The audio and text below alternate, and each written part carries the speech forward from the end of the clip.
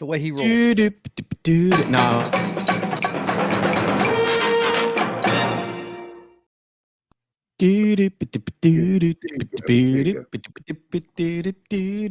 See, Gerry knows what's up. I know what's up. I know what's up. I don't want to know.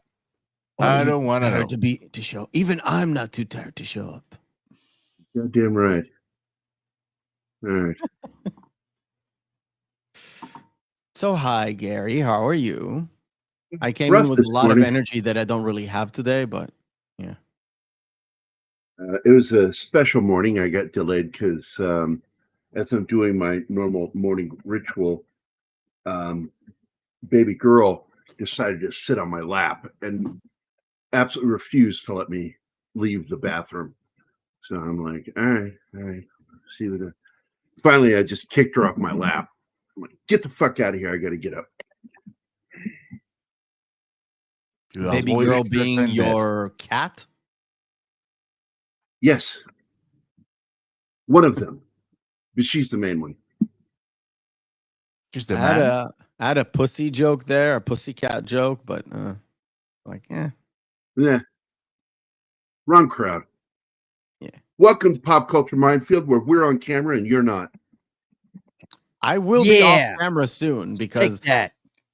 Yeah, I will be off camera in a little bit because there is a boy right there who is conveniently. I'm warning you. There he is. Wait, hold there. Hi. See? There's proof that he's I supposed saw him to take the waving, so dog. I'm waving back. He's Right. supposed to take the dog, but also he's not wearing any pants. Film at 11. And he won't see. He's like short enough to go around the chair. He's not and walking around in his birthday suit, is he? He's like, no, got these it's shorts on, briefs. It's just Right, briefs. okay. We're YouTube safe or ish. I don't want to get like any semblance of, oh my God, look what Gary's doing with the channel. Blah, blah, blah, blah, blah. He can't control even his guests. Man. And he's a genocidal man too. That moment in which your dad embarrassed you in front of the whole internet. Oh, it's coming. I've done that so many times to Zoe. It's just not even worth it anymore. Somebody posted a video. I'm not sure who it was. It was one of my friends posted a video of this girl who was mortified because her dad found her dildo. And I'm like, that's nothing. I had that incident with Zoe when I was in Phoenix, and it was one of the most horrifying moments of my fucking life. And I've told that story before. I've told it just to humiliate her, and but also make her laugh. And I will probably tell it again one day. But I will say this: I thought it was because she had a lot of lightsabers, so her friends would come over to the house and have lightsaber battles. And boy, was I wrong. You think? And the funniest moment was because she had a pile of dirty clothes between me and that nightstand. And so I went around the bed to the other side and I crawled over. This is my Super King, a giant fucking bed, giant mattress. It's one of the few beds I've ever owned that my feet didn't dangle off the end because I'm fucking tall. And so I'm having to crawl across this thing, and I finally lay down and I reach and I grab the drawer and I find the two lightsabers right up front, and I just toss them onto the bed. And then I reach down and I'm like trying to feel, and what I'm looking for is my fingernail clippers, because she steals my clippers all the time. So I'm trying to find them. So I've looked all over her room. I'm now trying her nightstand next to her bed. And I reach in and I'm like, oh, another lightsaber. And I pull it out. And I pull out this giant fucking veiny green. No, yes, it was purple. It was purple. jelly dong. This thing looked so angry. And when I pulled it out, I looked at it and I'm like holding it, looking at it, going, what is that? Like, is that what I think it is? And it's like, yeah, I have what's referred to as a million thoughts in a millisecond. And I'm having this millisecond conversation with myself, going, wait, is that what I think it is? Is that? And then suddenly the realization of what it was that was in my hand wasn't what horrified me. What horrified me is what it's been used for, and it's in my hand.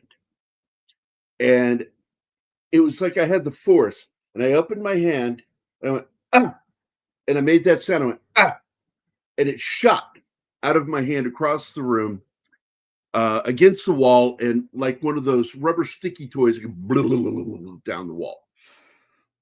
And I jump out of the bed, holding my hand up like a surgeon, like I'm like freaking out, going, ah, and I'm crawling with an elbow, and I get out of the bed, I run into the bathroom, turn the water on hot, no warm, there's no lukewarm, it was all hot, and I begin scrubbing my hand, burning the shit out of my hand, but I'm scrubbing it using antibacterial soap, just pumping it into my hand and just scrubbing it, and I get done and I grab a towel and I dry my hand, and then I stop and I realize, oh my God, I've left everything out.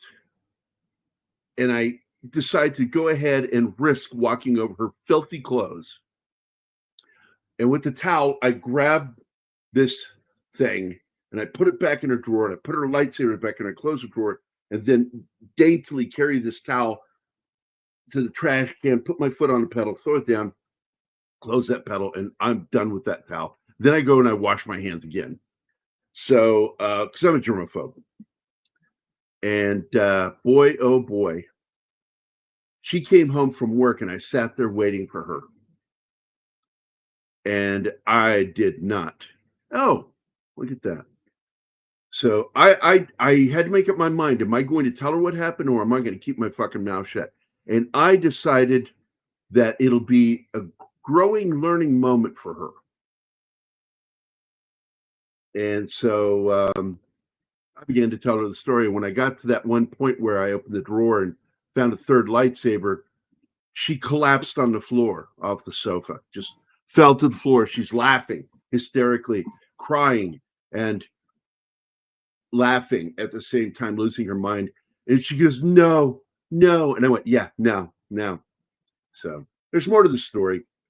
I came in right at the end of that story. Cool. Good. Yeah. I also found something of my daughter, but it's a bingo.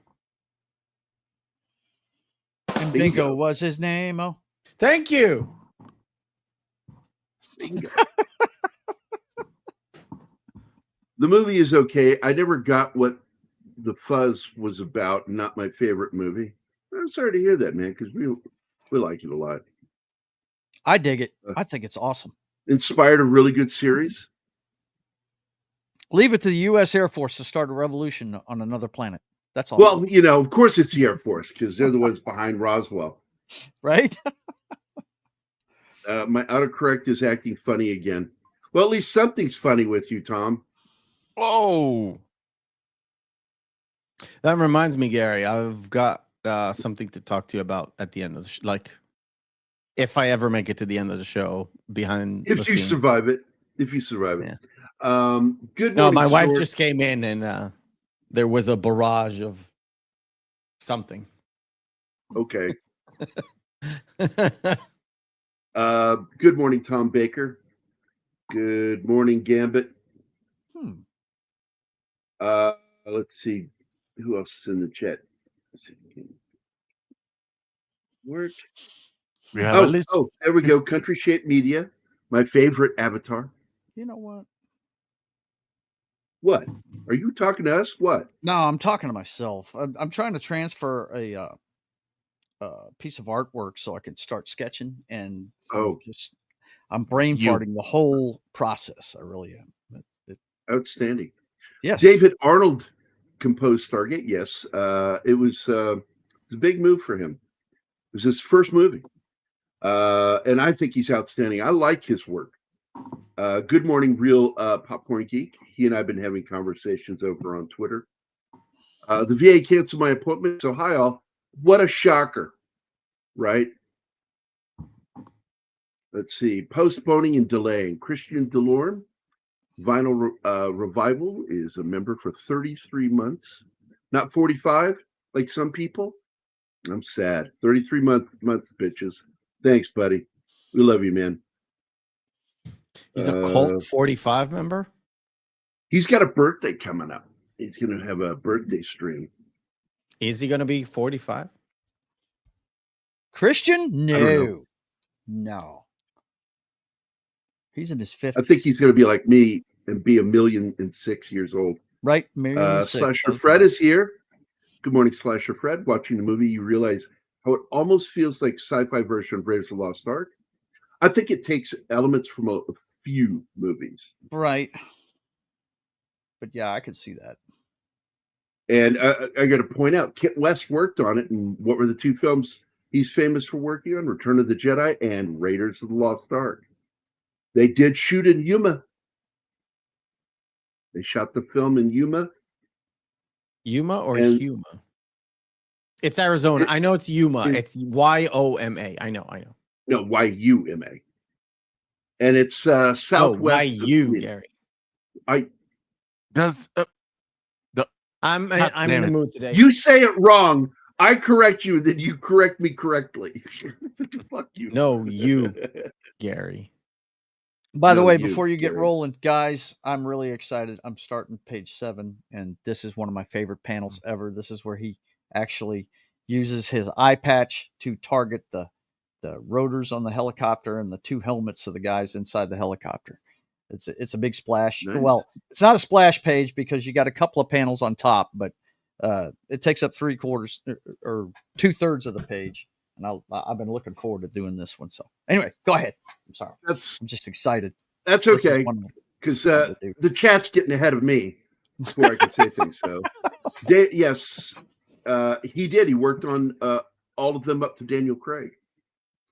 The guy's a really good composer. And I was going to say the soundtrack for this was awesome, man. It really was. He beat the shit out of everybody from the 80s all the way to through to the 90s. Because, man, when David Arnold took over, it felt like James Bond music again. God, there was this period from the late 70s all the way through to the 90s where they just could not do a fucking decent James Bond theme without trying to make it sound contemporary by putting the fucking funk in it. And I'm like, stop doing that. It's not your fucking theme.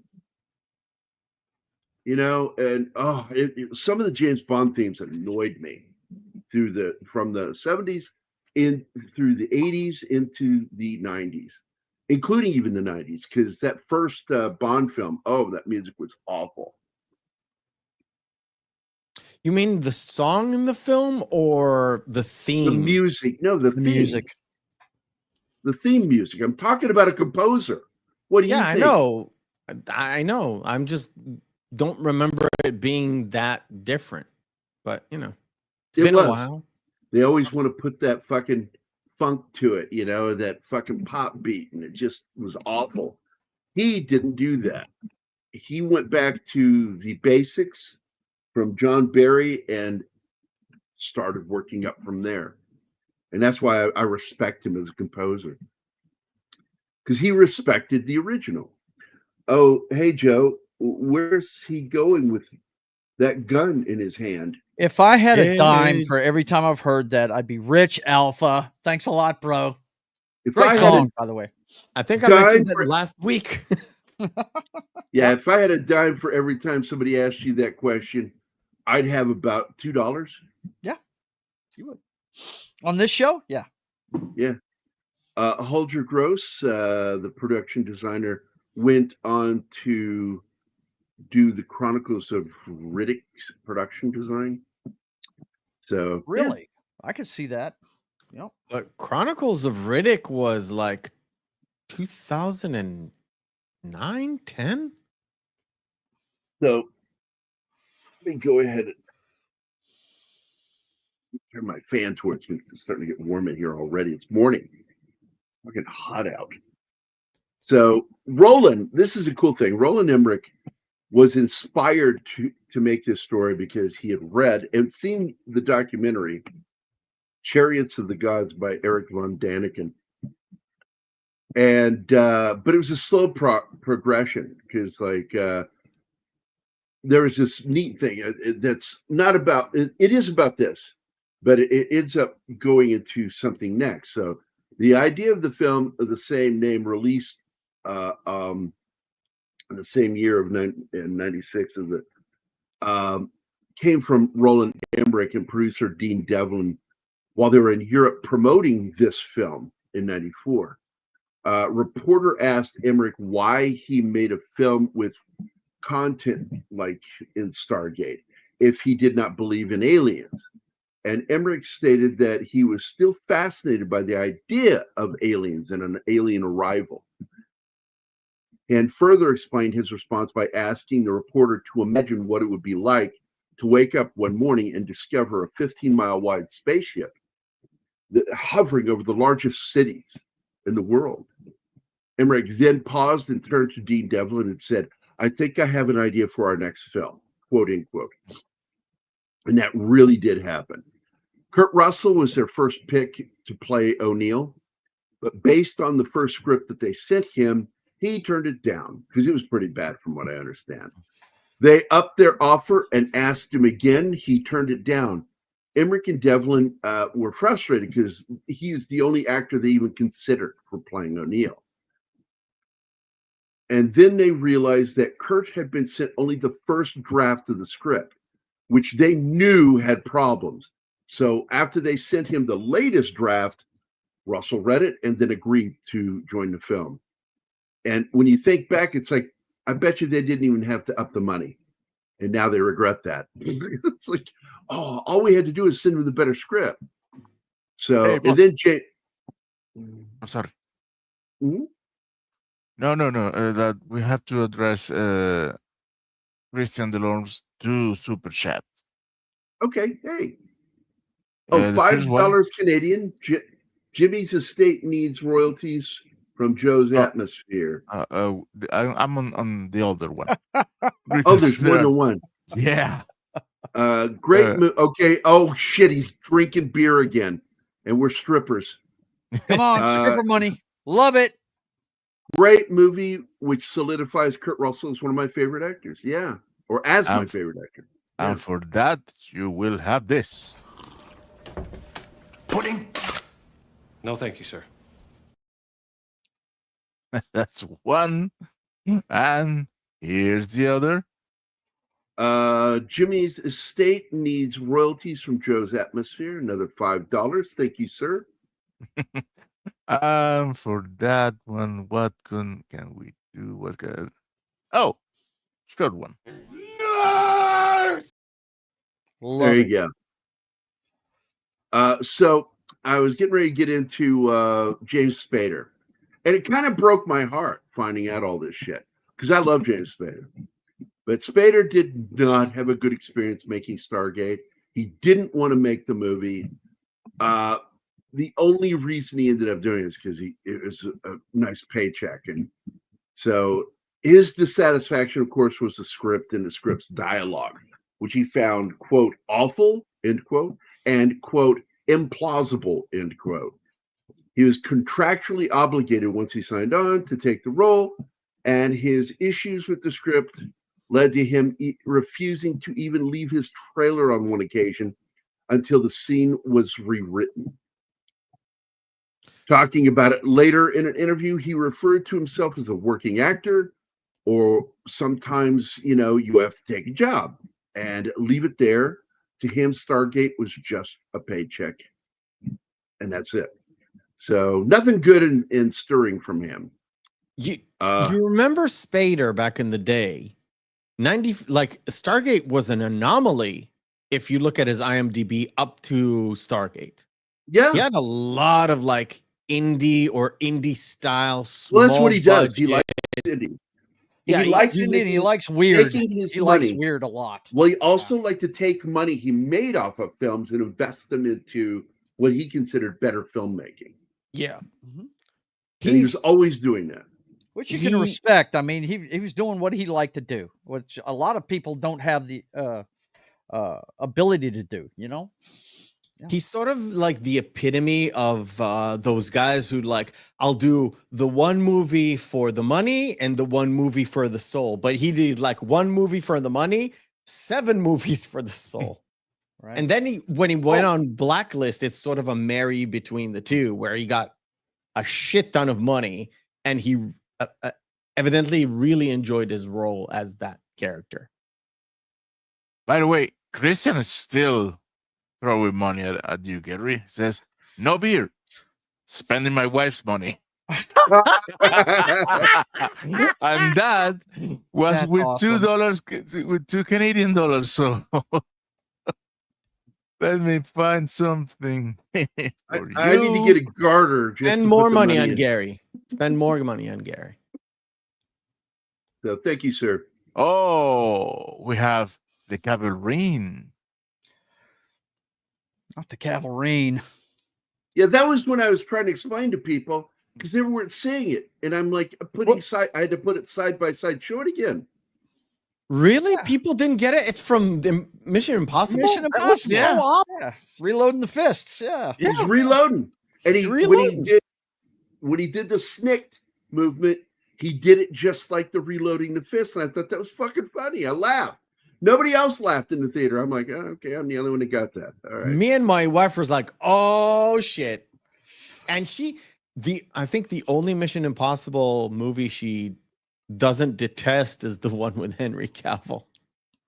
She's like, oh, he did that. It's one of the best ones. I think it's called Fallout, right? Fallout, yeah. It's 6, 5 or 6. Yeah, it was the one before this last one. It was 6. 6. The best science fiction was on television, Tom, with Star Trek Next Gen. Not as big a fan of DS9. I like some of it. And I'm an OG Trek guy. That's the best to me, the original. Like, I'm not? Jesus Christ, I was actually alive when the show was on. That's how old I am. So was I. Like, how old were you? I was tiny, man.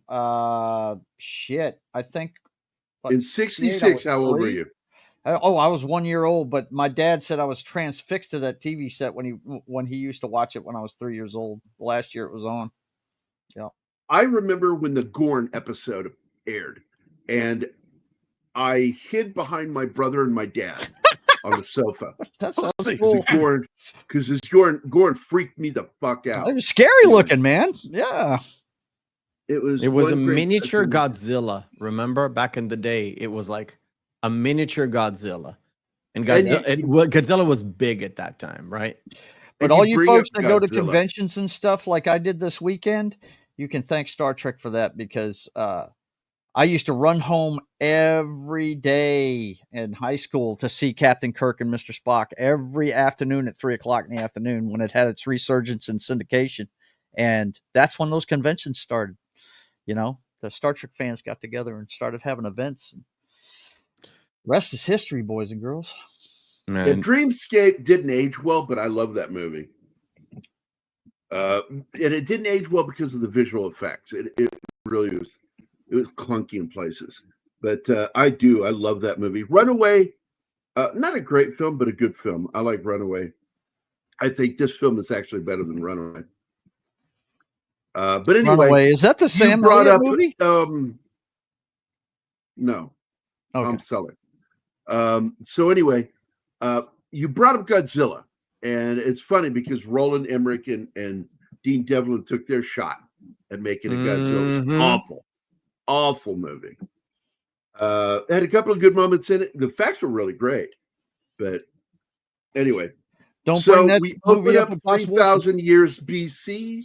We have Jaye Davidson playing this tribes person, because you never know if he's supposed to be a he or a she. because Davidson was very effeminate. And then we go to 1930s or 20s. I'm not sure, 20s or 30s.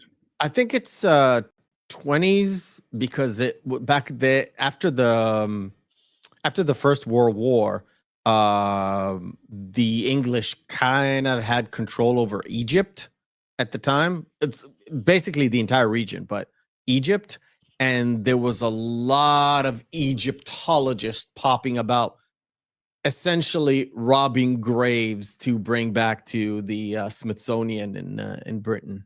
Not Smithsonian, the National British Museum. They were grave robbers. 1929. I think it's 29 in the movie. It was Giza, right? It's right around. Yeah, Giza. It's supposed to be the Giza Plateau. And they find not only a Stargate, they also find underneath petrified gods. They're not petrified. What's the word I'm looking for? Mummified. Mummified. Yeah. And it's kind of shocking. So that ends up being treated as wall art at the Cheyenne NORAD building. They don't call it NORAD in the film. They just refer to it as Cheyenne in the movie. And in the TV series too, they say Cheyenne Mountain. It is Cheyenne Mountain, but I do think they actually refer to it as NORAD in the series because they actually use the opening gate. And the Air Force actually worked with the TV show.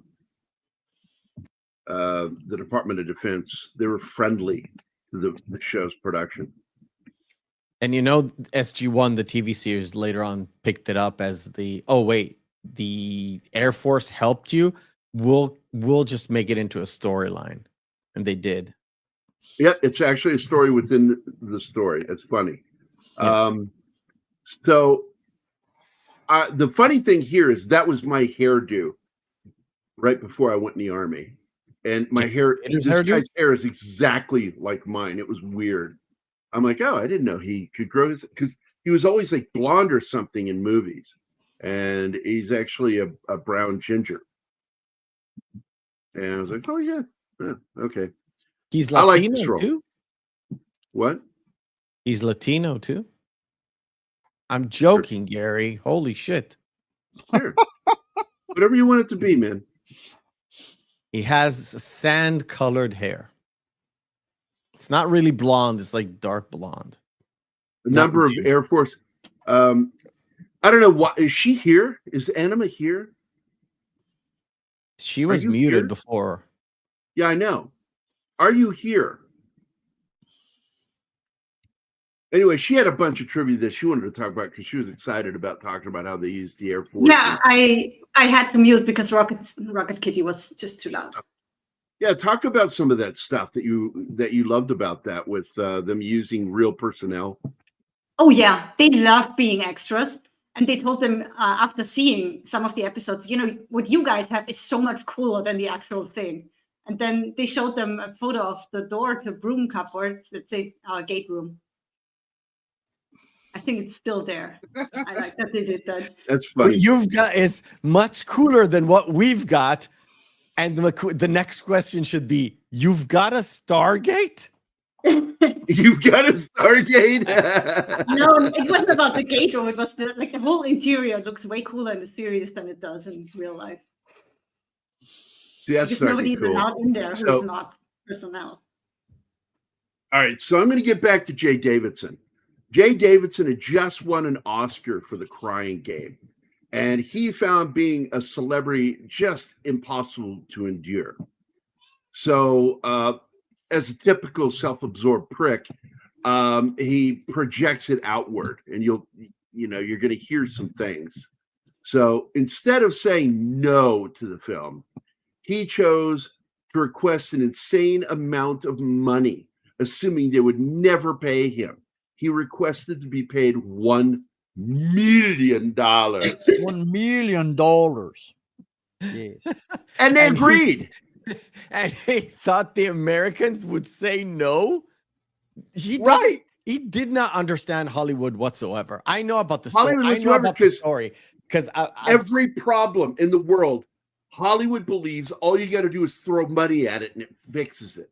No, it's not even that. They're like, wait a minute. So you're saying that we can have a hot actor, not hot in terms of beauty, as in it's hot in the presses.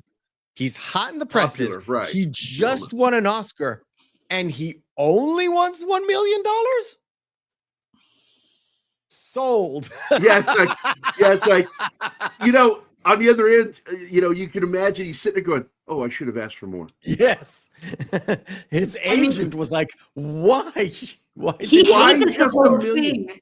He hated doing it. He sabotaged the movie. I'm getting ready to get into it. So he was now contracted to play Ra. And despite saying he hated his costumes, because he hated to wear them, at the end of shooting, he even tore the costume off and left the set. Final shot, left the set completely naked and went back to his trailer. But contrary to this, it was reported by other people that he actually asked if he would be allowed to keep his main costume, but he was flatly told no by the costume designer, Joseph Porro. It was reported to many who worked on the film that Jay behaved like a prima donna on the set, and it got so bad to get him, because he was flubbing his lines on purpose, saying them out of order on purpose. They had to put up large cue cards for him to make sure he said his lines correctly. And at one point, the friction was so bad, they hired child actors to surround him. That's why those kids are in those scenes with him, was hoping that it would make him behave better. But it didn't. He began then just storming off set, getting angry, just storming off set, or refusing to speak at all. It was really horrible stories about his behavior. So anyway, in the end, nothing helped. Nothing they tried to fix the situation helped. They just needed to finish the movie and get him the fuck off the set. The nerves he had to ask for the costume. That thing cost $65,000, and he hated it anyway. What an idiot. Yeah. It's like his costumes were expensive to make. It was one of the other big budget things. Each costume he wore in the film was at least $65,000. So it's a crazy amount of money. Are we moving on to the next comments yet? Because that's the same comment. I'm just saying he spoke no English whatsoever. And I was led to believe that at the end of the day, somebody just dubbed over what he said. Oh, in the movie, he doesn't speak any English. Yeah. He speaks that ancient language. Yeah. Which is... No, but they did decide, because his acting was so flat. He did it on purpose. He purposely tried to destroy the film by giving bad performances on purpose.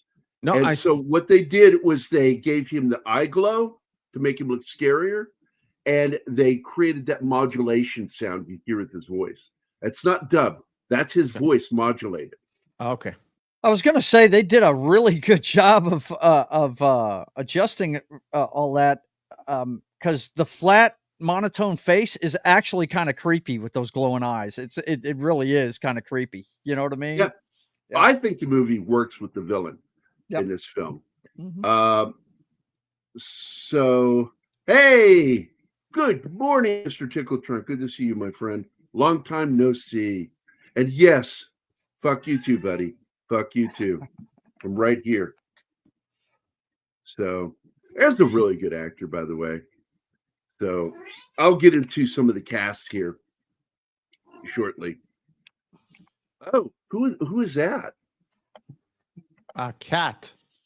The cat. It's Rocket Kitty.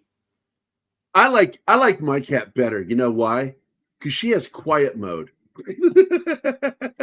Oh, she has that too when she's asleep. She what little girl does, baby girl, she's so sweet. All she does is she chirps at me like if I got to get up to pee in the middle of the night, because I'm a guy and I can't stop drinking after 6 o'clock. It's not going to happen.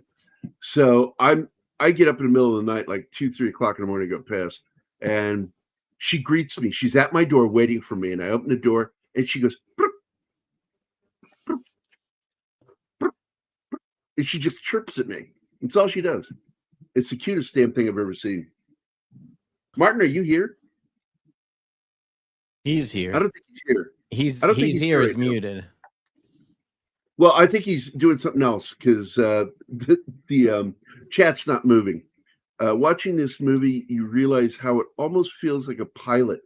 Well, the funny thing is they had planned a trilogy. And the problem was, even though this movie was financially successful, the problem they had was so many companies, studios, had their fingers in this that it became impossible to get a sequel.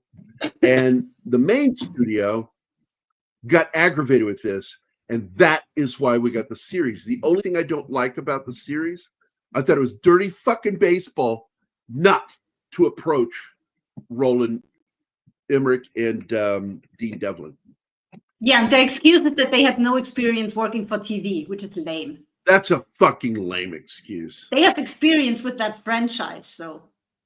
I think they wanted to make it as cheap as humanly possible in the first season, and Emmerich and Devlin would have either blown up the budget for TV, or would have taken a lot of money to their own production company. He's eating dinner.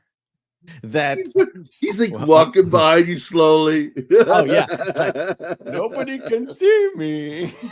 If I move really slow, I'm invisible.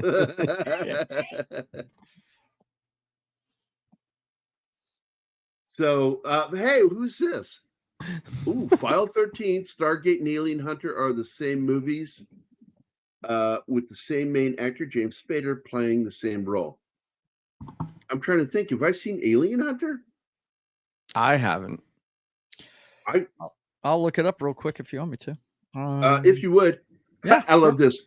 Ronald Emmerich, not Roland. Ronald Emmerich is a director who sells you the best hamburger in the world, but in fact, it's just an okay hamburger. Now, I'm going to say, I will not argue with you, but I will say that you're in the ballpark.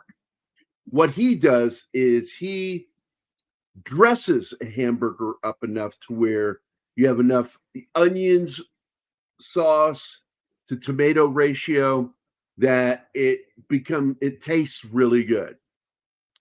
But in the end, it was still just the same hamburger patty. What is this? Alien Hunter 2003, an hour and a half long. An alien black box is found in the South Pole where a government agency is conducting botanical experiments. It's got James Spader. Let me scroll down to the... You said 2003? Yes, 2003. Janine Easer, somebody I've never heard of, is in it. Trying to see who else. I know John Lynch. Yeah. Oh, the dude, the skinny dude. I think he's from Friday the 13th, Part 2. Really? He's the nerdy dude who takes everybody to the pub, and he ends up not being dead. Yep. By the way, Tickle Trunk, the reason that happens is because test audiences were confused at the end that he might not have died. And so they had to go back and add some footage. And what they ended up doing at the end, right as the bomb's about to go off, you see a close-up of Jaye Davidson's face, and then they bring in the alien face out from his face. You see the alien that inhabits that body. And they did that, and then they show the explosion, and then you see the destruction of that alien with its skin coming apart in the blast. It's really a cool, gross effect. And suddenly, all the audiences were like, "Fucking good, you're good to go." Yeah. So they had a hit movie, moderate hit. I would say it's It did good money in the box office, and it did good money on VHS. But again, MGM had a piece in it. I think, was it Universal had a piece in it? This is what I was just talking about. Too many studios were involved, and they couldn't get the sequels made because of it. And by the way, 2010, Roland Emmerich was still talking about doing a sequel because he and Dean Devlin got back together again, because they kind of, I don't think they broke up as friends. They just started doing separate shit. Yeah, drifted apart. Devlin went to TV. Dean Devlin started going to do TV. He did. He worked on that show, not Lie to Me, but it's like that, where Timothy Hutton leads a team of Mission Impossible like characters. Oh God, that's one of my favorite shows. Leverage. That was created by Dean Devlin, man. Mm-hmm. Leverage is great. This lady sadly died within a year of making this movie, and she's a good actor. Goes all the way back to the 40s. She's been in films with some of the biggest Hollywood names, but her name is Vivica Lindfors, and she's from Sweden, and just a great actress. But you brought up the thing. So it was a $55 million budget. And what they made globally was $196.6 million. And again, this is back when, the marketing was a lot cheaper than it is after the 2000s. Yeah. By the way, this was the weird part. I remember the Stargate posters did it for people. They didn't need much. I don't remember watching the trailer for this. It doesn't. The poster didn't even have Kurt Russell on it. No. It just had the Stargate and the pyramid. Yeah. Yep. And it was fucking cool poster. Yep. But I like the more recent posters that include Spader and Kurt Russell. That's from the original. No, not from the VHS, but the original first DVD that they made. I think that it's from there. But you probably can. But now you've got a lot of artwork out there, including over on DeviantArt. Some great fucking mock-up posters. And I mean, one dude did one that looked just like Drew Struzan, which is perfect because of his association with Raiders. Because this movie really does kind of have a Raiders feel to it at certain points. And I like that. Vivica was really consummate actress and had worked, like I said, since the 40s. But thanks for emphasizing that, Gambit. I can appreciate you. I do. He takes what I say and then expands on it. So there's one of Anima's favorite actors. She loves this guy. Yeah. And I love that he's kind of what's that referred to? The guy that's the butt of the joke in a movie. Because I feel sorry for him, because he's not comic relief, but he is funny. Because Spader comes in, this is all wrong. Who wrote this? And he goes, I did. I did. Like, great moment. I love that they brought him back in Atlantis in 2 episodes. Actually, they brought several characters from the movie into the show, including one of my favorite, I don't know what to call him, because he plays Egyptians, he plays Greek, is Eric Avari. He plays Kasuf in this. And Kasuf was brought back for 3 episodes in Stargate SG-1. He's probably the only, him and Skara are the only tie-ins to the actual movie. Because Skara was in, again, 3-4 episodes, in several different seasons. Do you want to show my screen? I've got the poster art I can show you. Yeah, and all of them are basically, you're saying the same thing we did. It had Spader and Russell's faces on the poster for the VHS. Absolutely. I remember going into Blockbuster and Family Video In fact, Okay. I tried to get the cardboard cutout. There you go. I Yeah, tried to all get of the big these- cardboard cutout. All of these are recent. This is the original. This was one of the originals. That's the original. This one, right where my mouse And is. it's a beautiful poster. This one is fucking fantastic. And I'm Yeah. telling you, it sold the movie for a lot of people. There's another one that is not here. That was on the DVD. I think it was one of these.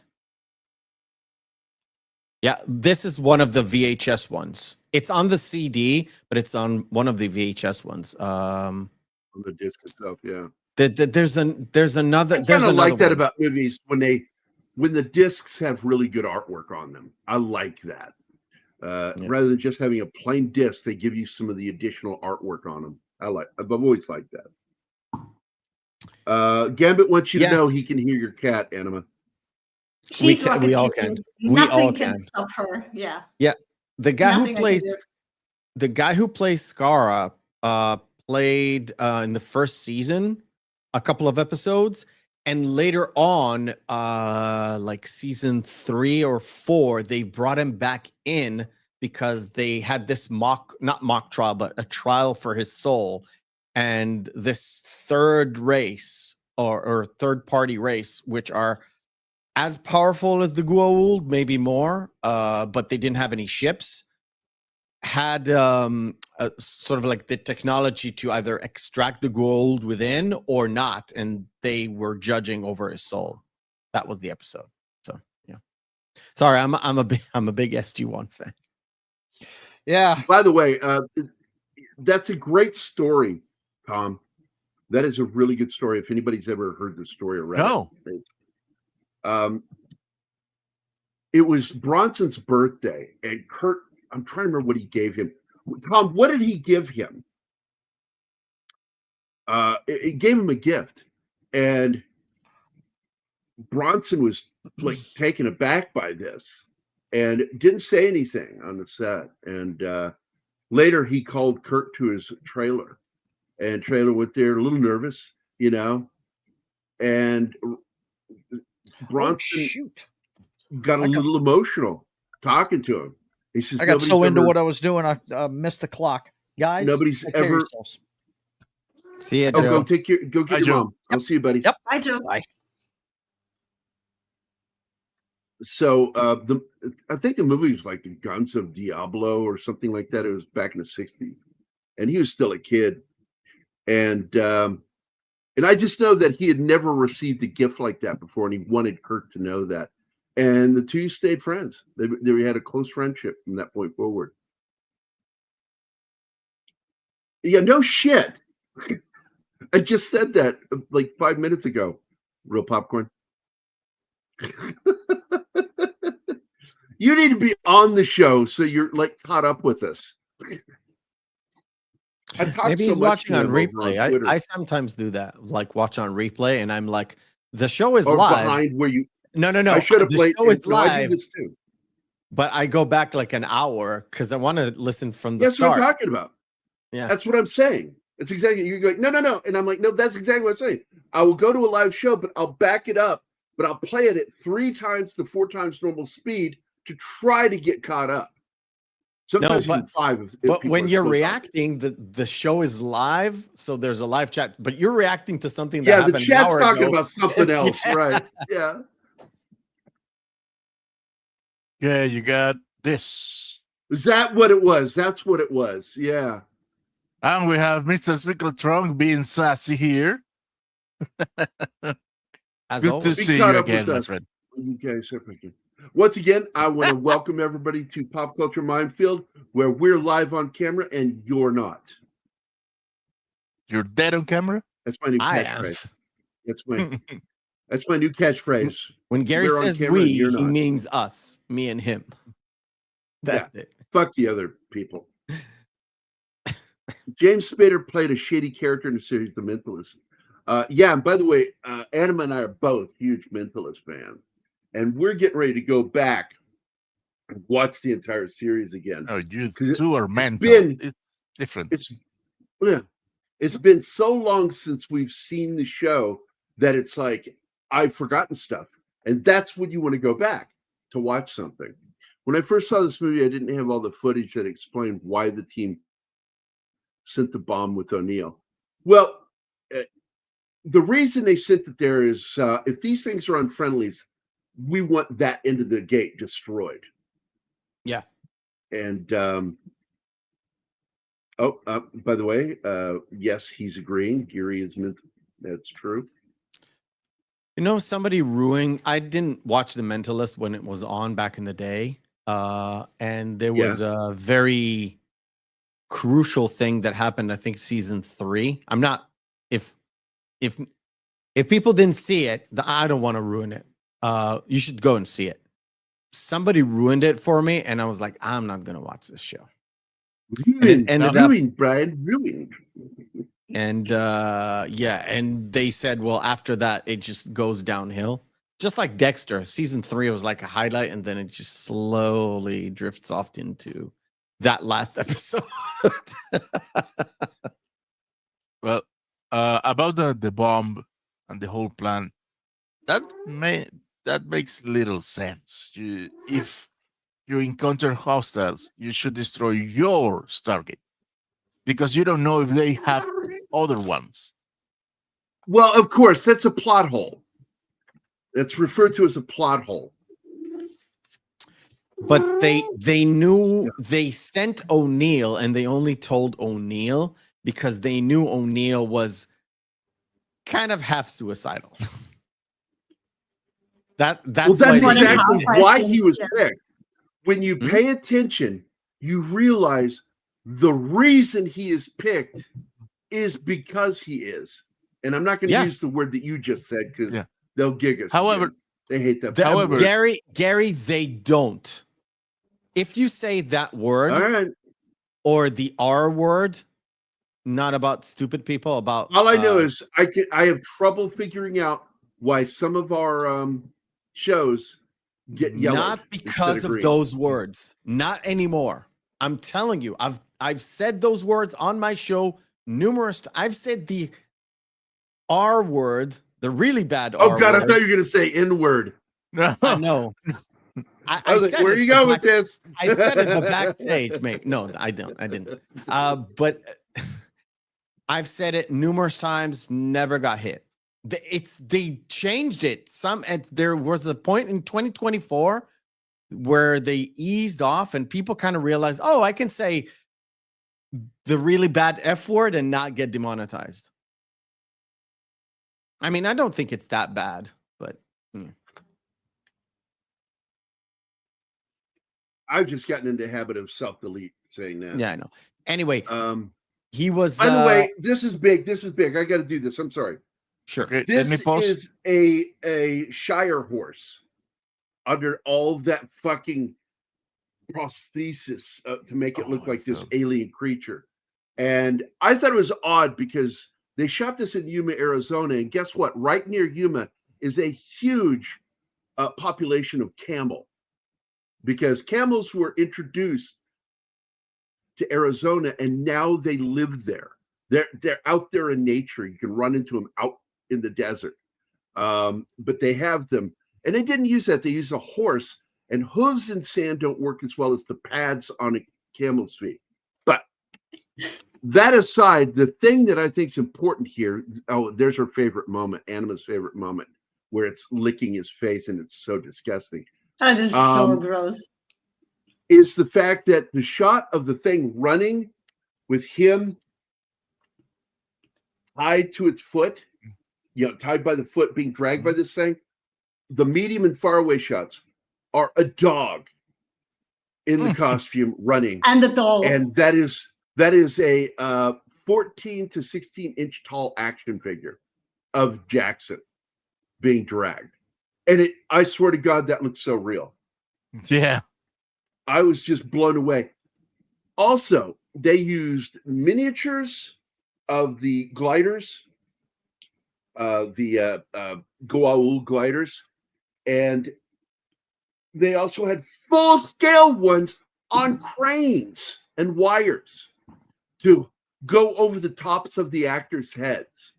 Instead of spending a crap load of money on visual effects, they use so little in this film. I'm glad they changed the design though, because the original gliders were like boxes. Oh yeah. And nobody liked it. And then he has this belt buckle model lying on the desk. We saw some of the test footage. Oh, yeah. The belt buckle was the design for the glider that they used. But what Roland Emmerich wanted, and I'm telling you, he got this idea from reading Dune. Because in Dune, the ornithopter was supposed to look like something that couldn't fly. But yet it does, like bumblebees. You look at the bulkiness of bumblebees and the tiny, tiny wings. They shouldn't be able to fly, but yet they can. And they don't know that. So yes, they don't know they can't fly. So Roland Emmerich came with this idea to have this brick-like thing. It looked like 2 boxes on a flat thing. And that was his idea. And they shot some test footage. Nobody at the studio liked it. That looks awful. That looks terrible. So he had to come up with something. And like Anima said, the guy was designing one of the belt buckles for one of the gods, the guards. And that ended up, they saw that and they go, wow. And they started like flying the belt buckle around. Yeah, that's our new ship. And that's how they did it.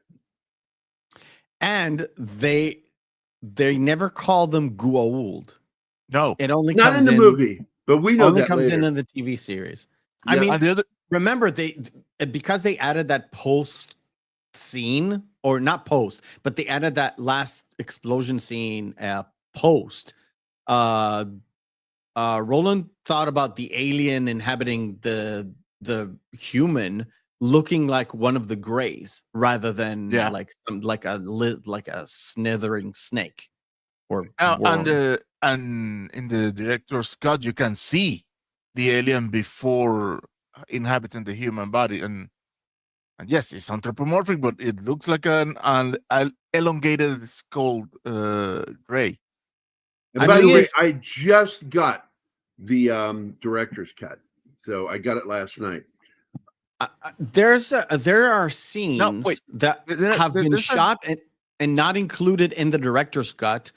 A full intro on exactly how he got like abducted and put the alien inside, and they used some of it in the when they tell the story about how this boy became this creature, the vessel of Ra. Yeah. So I wanted to tell you guys about this because this is one of the cool things about this movie. The exteriors of the planet Adibos, I think that's the name, right? Abydos. Was shot in Yuma, Arizona. But the interiors and a lot of the visual effects and the interiors for the spaceship, his palatial throne room, all of that was shot at the Spruce Goose Dome, which is also called, I think, the Queen Elizabeth, because it's parked right next to the Queen Elizabeth ship. So it's also called the Queen Elizabeth Dome, but it's the Spruce Goose Dome, the hangar. They used that as a studio because it was the only one where they could find the height for his pillars in his throne room. And it's amazing some of the shit they did, but shooting in Yuma had its own problems because they hit there at the peak summer heat, and it was also revving up to be dune buggy season, which you don't know. That's a huge thing there in the Baja area and Yuma. There's a lot of racing going on down there, and so they had big concerns of that while they were doing this. But they had no idea just how hot it was going to be.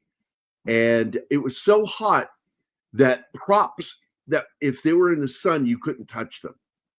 Yeah. You had to take them in the shade to cool them off. And what they didn't count, and what slowed down a lot of the shooting on the exterior, was they had a dedicated cleanup crew that only cleaned up the sand after every single let's get shot. into this. Let's get into this because they actually tried. First, they tried industrial film fans, the ones you see on big giant fans you see on movie studios. That didn't do it. Nope. So then they paid a shit ton of money and brought in jet engines. Nope. That didn't work. Nope. So then they spent even more money bringing helicopters in. That didn't Nothing work. worked. So what Nope. did they do? They went back to basics and hired some people with brooms to go Yes. out there and sweep the fucking dune down after 30 every people. shot. That's the world's most I'm miserable telling job, you. I think. I'm telling you, comb the desert. Comb the desert. Go to the desert. Spaceballs. You got it. Oh my God. That's so fucking funny. I did the research for Stargate for the review, and I didn't go like into the weeds like you did, but that was like, and a large chunk of budget went into the sand cleanup crew, and I was like, sand cleanup crew? It's like, there's no additional information? No problem. There is YouTube. They're just guys with brooms. It's like guys with Yeah. brooms. That's it. Guys with brooms. So I got to tell you, Sand dunes one of the was gross. producers I found that said hilarious. the crew. One of the producers said the crew was drinking up to 5 gallons of water a day because it was so fucking hot, and they were sweating so much.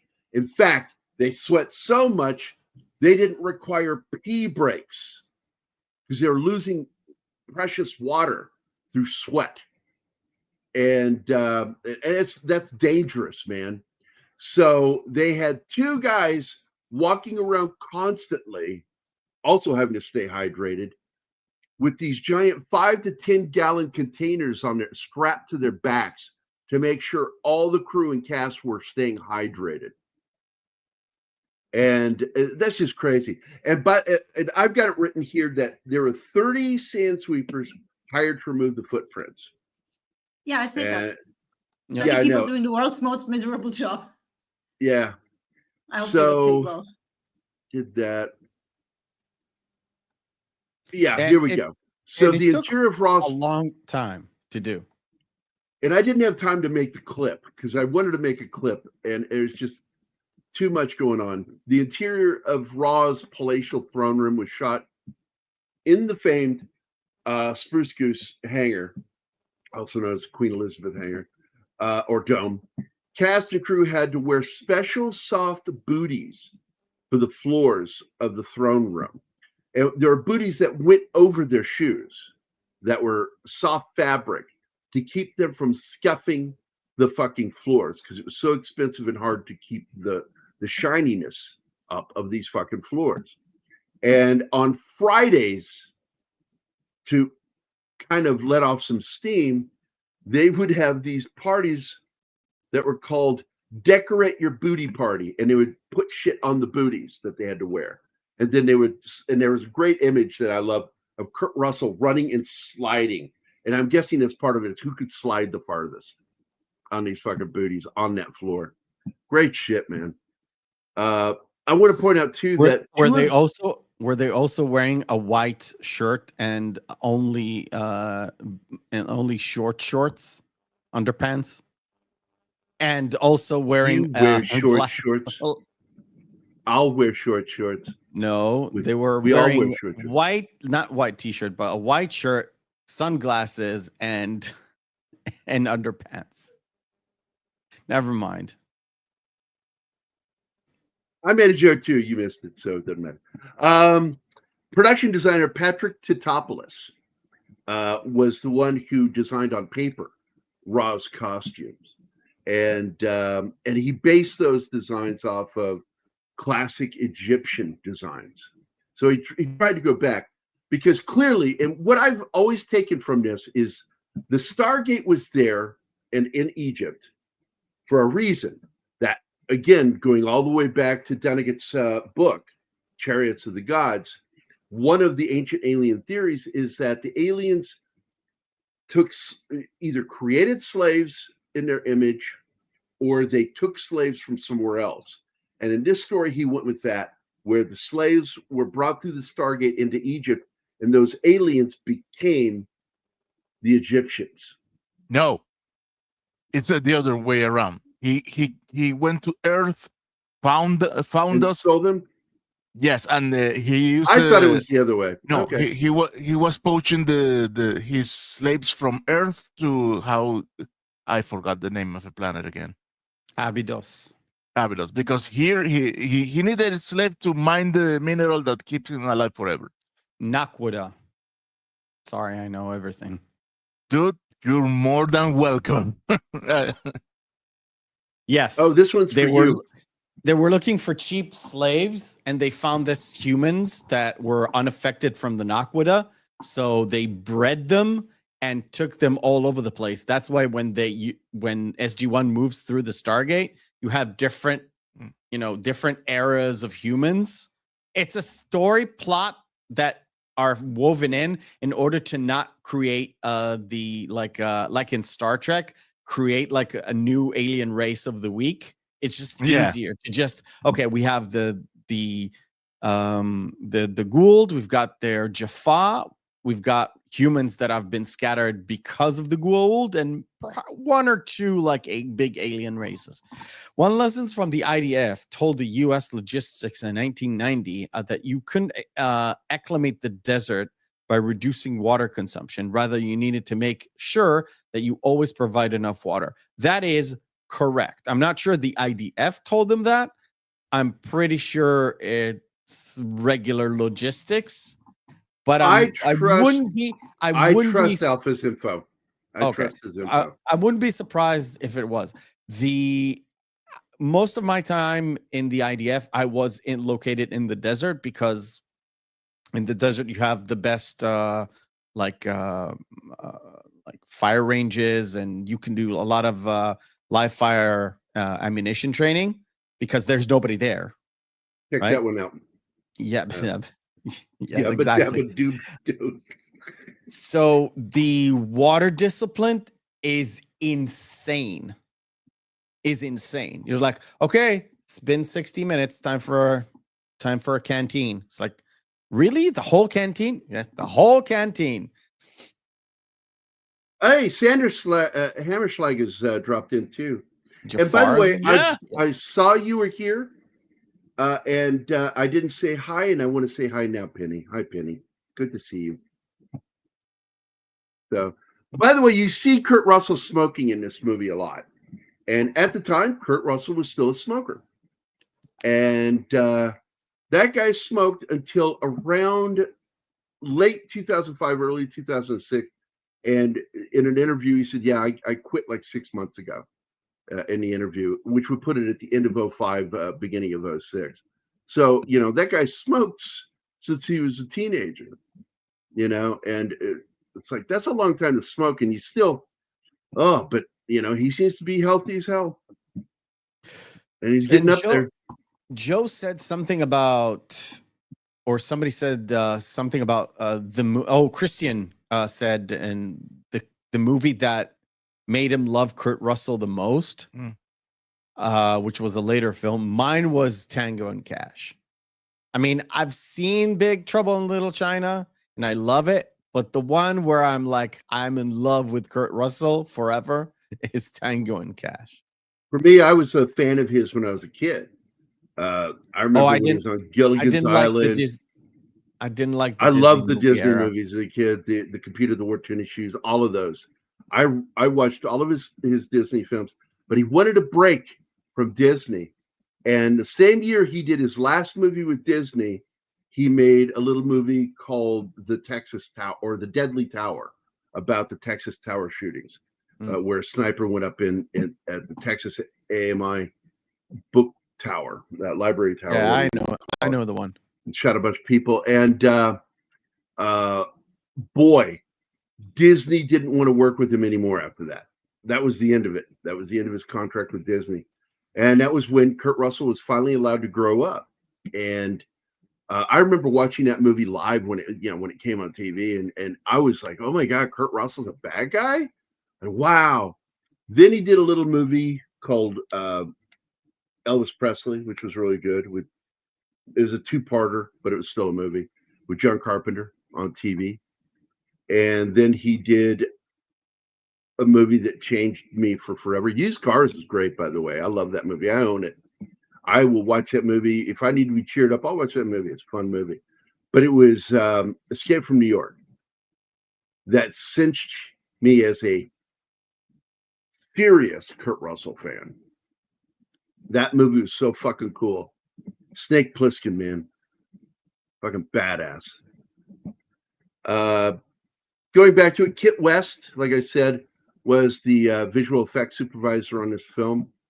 He oversaw all of the miniatures. He oversaw every aspect of the visual effects for this film, from the miniatures all the way to the blue, because I think they're still using blue screen at this time, but it's the 90s, and that's when they started using green screens. But either way, what they shot with was what they used, and he supervised all of that. And Kit West, of course, is best known for his special effects work on Return of the Jedi and Raiders of the Lost Ark, as well as Dune. And the one thing I found funny is this is not his first dance in Yuma, Arizona, because of Return of the Jedi. He was there for all of that. So he came prepared for the heat there in that desert. And also, there he is smoking again. He smokes in this movie, and he kid a cigarette, and the kid almost dies from it. And he kind of jokes that, to quit him too, and he does, because O'Neill in the series is not a smoker. Well, it is not the same O'Neill. Yeah, not really.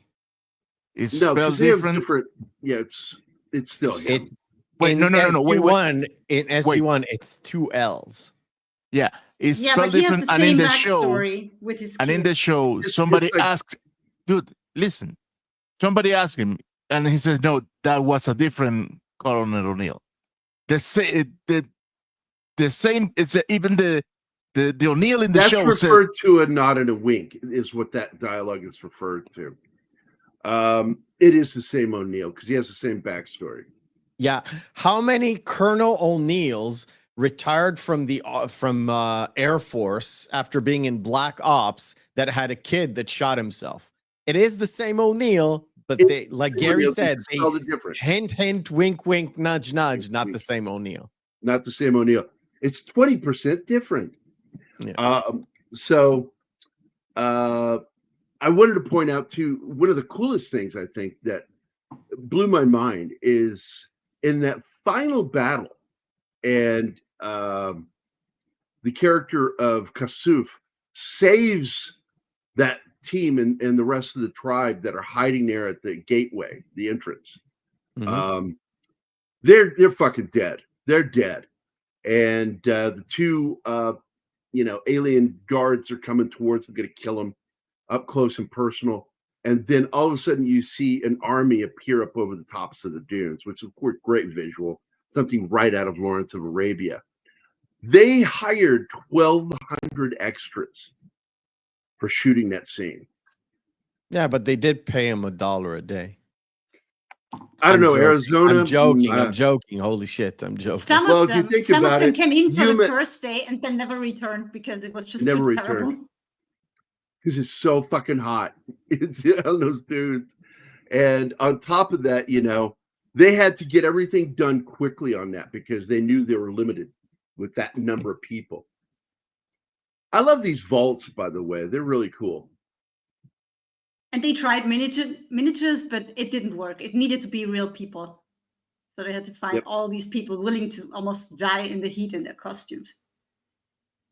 By the way, I wanted to show you the dome. There it is. That's the hangar that they eventually, because you see it's kind of open there.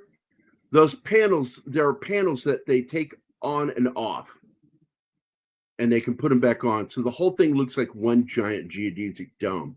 And that's what they were using for the shooting of the film because it was fully enclosed. But that's where the Spruce Goose sits. On the other side of that dome is the ship, the Queen Elizabeth. So very cool ship.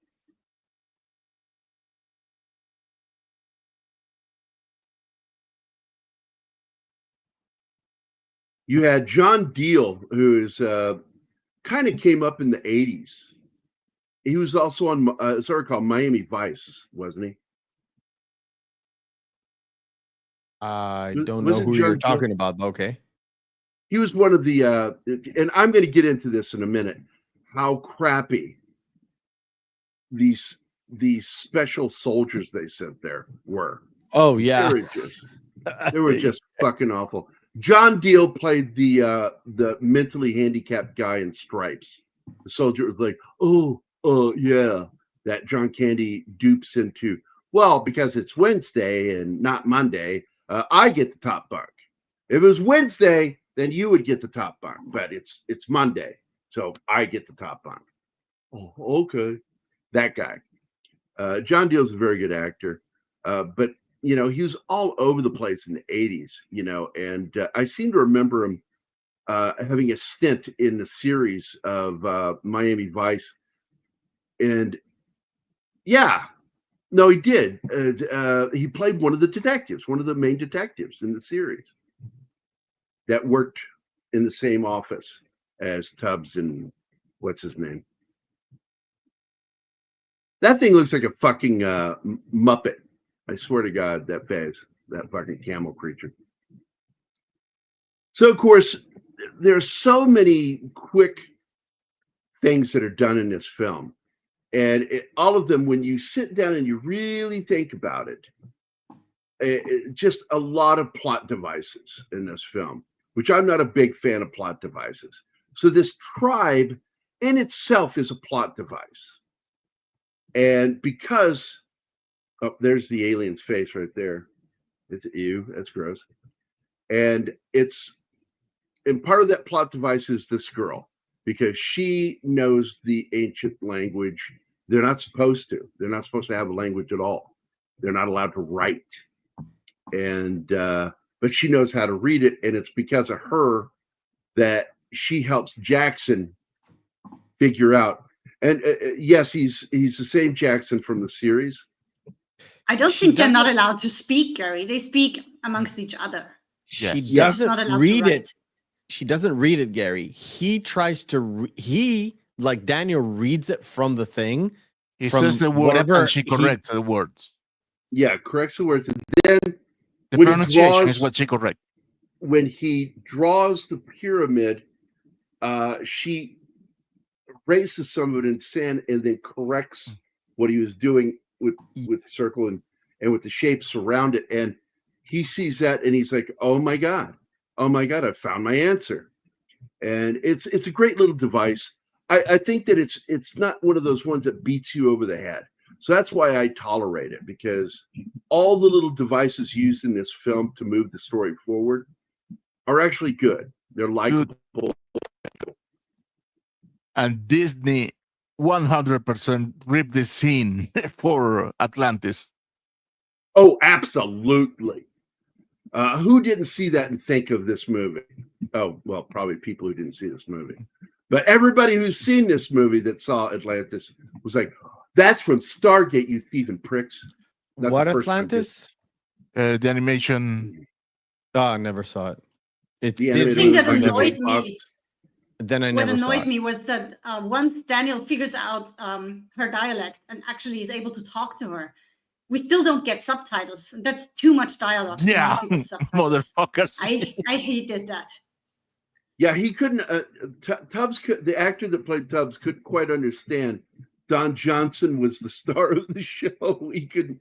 It was sort of like the battle between Kirk and Spock, the actors, Leonard Nimoy and Shatner, because Nimoy thought he was the star, and it was like he found out brutally, no, the star of the show is Shatner. You're the co-star, but not. You're the something on the wing guy. Did he say fascinating what they told him? Fascinating, yeah. That's illogical. Oh yes, there you go. Rosetta Stone. Got it. Yeah. You know she's an Israeli, right? No, I didn't know. The actress. That's cool. Yeah. It was a big thing over here. Oh my God, there's an Israeli actress playing in a Hollywood blockbuster. Holy shit, people lost their minds here. And when I saw the movie, and I was in the theater, so I was like, I mean, she's all right. I mean, I think the surprise for me in this movie was that Hansu, the African actor, he plays Horace in this. I didn't fucking recognize him because he has the face makeup on, and that threw me. And then I'm like, oh my God, that is him. What's his name? Digimon Hansu. Jaimin. Love that not guy. Digimon, Jaimin. I don't know. His words. He is silent because he is African. Well, wouldn't be there. Oh, hold on. Let me go get the book of I don't fucking care. It's Jaimin Hansu. No, it would be Jimon. It's African. Good. Thank you, Martin. Thank you, Martin. Fuck off. Thank you. Fuck off, Gerry. Fuck off, Gerry. Fuck off, Gerry. Fuck off, Gerry. No, I'm really thanking you for correcting fucking Mephisto. Thank you. It's okay. Tell me fuck you. I'm fucking thanking you for correcting Mephisto. I'm not used to that. Sorry. Stop fighting over who's not correcting me. And like that, it was just us, honey. It's like date night. You know what Anthony Hopkins says in Legends of the Fall? He says a lot of things. Yeah.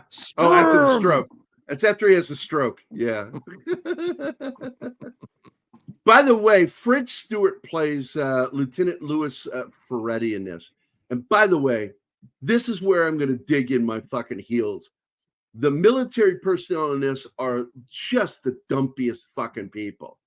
I'm like, this is who you fucking picked to go.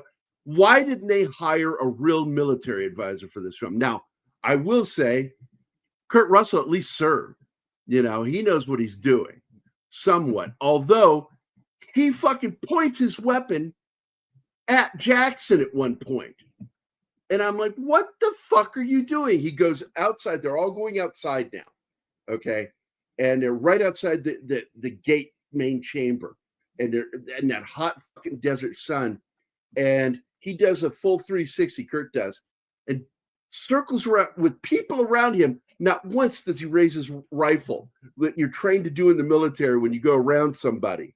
You lift your rifle to avoid shooting them. And the trigger discipline was non-existent. Non-existent in this fucking movie. Well, Jackson annoyed him though, so maybe that's the reason why he's pointing it at him. And these are the kids that were hired and brought in to surround Jaye Davidson. And instead of a positive reaction to these kids and behaving better, because that's what I think they're doing psychologically, trying to get him to behave better in front of children. And it backfired. He got even worse. It didn't really backfire because it annoyed the shit out of him. So that's something. Yeah. Well, no, it did. It annoyed him and it made it worse. Nothing helped that they tried to do. Nothing. And finally, they just were relieved when it was over with him. There was not one positive experience that I read of working with him. No, he was a prick. Nobody liked working with him. But again, military training in this is just awful. These guys have their fucking headgear on, and it's like, why are they showed them earlier with fucking Kevlar, and then all of a sudden they're out there with this fucking garrison caps on and fucking all crumpled and just looking non-military. They look like a bunch of civilians. Oh wait, they're Air Force. Oh.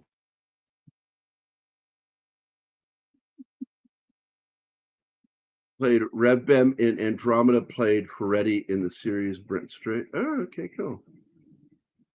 This movie is rather good. I must have been in a bad mood. I couldn't imagine that, Tom Baker. Yeah, imagine Tom being in a bad mood. It's never happened. Yeah, I love you, buddy, but you can get testy. So some of the other actors in this thing, let me look this up here for a second. He risks every day crossing Van Damme on the street. So Leon Rippey is in this, by the way. He plays the part of Major General West. in this movie. He's the guy in charge of the Stargate there. And boy, oh boy, I love that guy. He is in so many cool fucking movies. And, you know, if you guys remember, he's the surgeon that gets blown away in Universal Soldier that wears the glasses. That was him.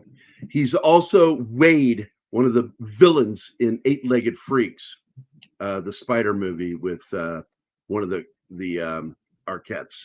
And he was the angel in Saving Grace. Yes. Yes. I fucking love that guy. Oh, he's in Deadwood too, by the way, and the Deadwood movie, when they came back and did the follow-up film. I love that guy as an actor. And he was in The Next Generation. Remember when they found a ship with a He was lot from the of past. Yes. Yep, from the past. He was the one. He was the pain in the ass that kept complaining about everything. Yeah, he was the guy is a great character actor. Was a Texan music producer, I think. His character. And So boy, that was pretty he... much. That was the end of the names that were in the movie. Worth mentioning. French fucking Stewart. What a weird dude. But I got to tell you, in the fucking movie, he played the alien. Yeah, he played it. He's always got his eyes closed.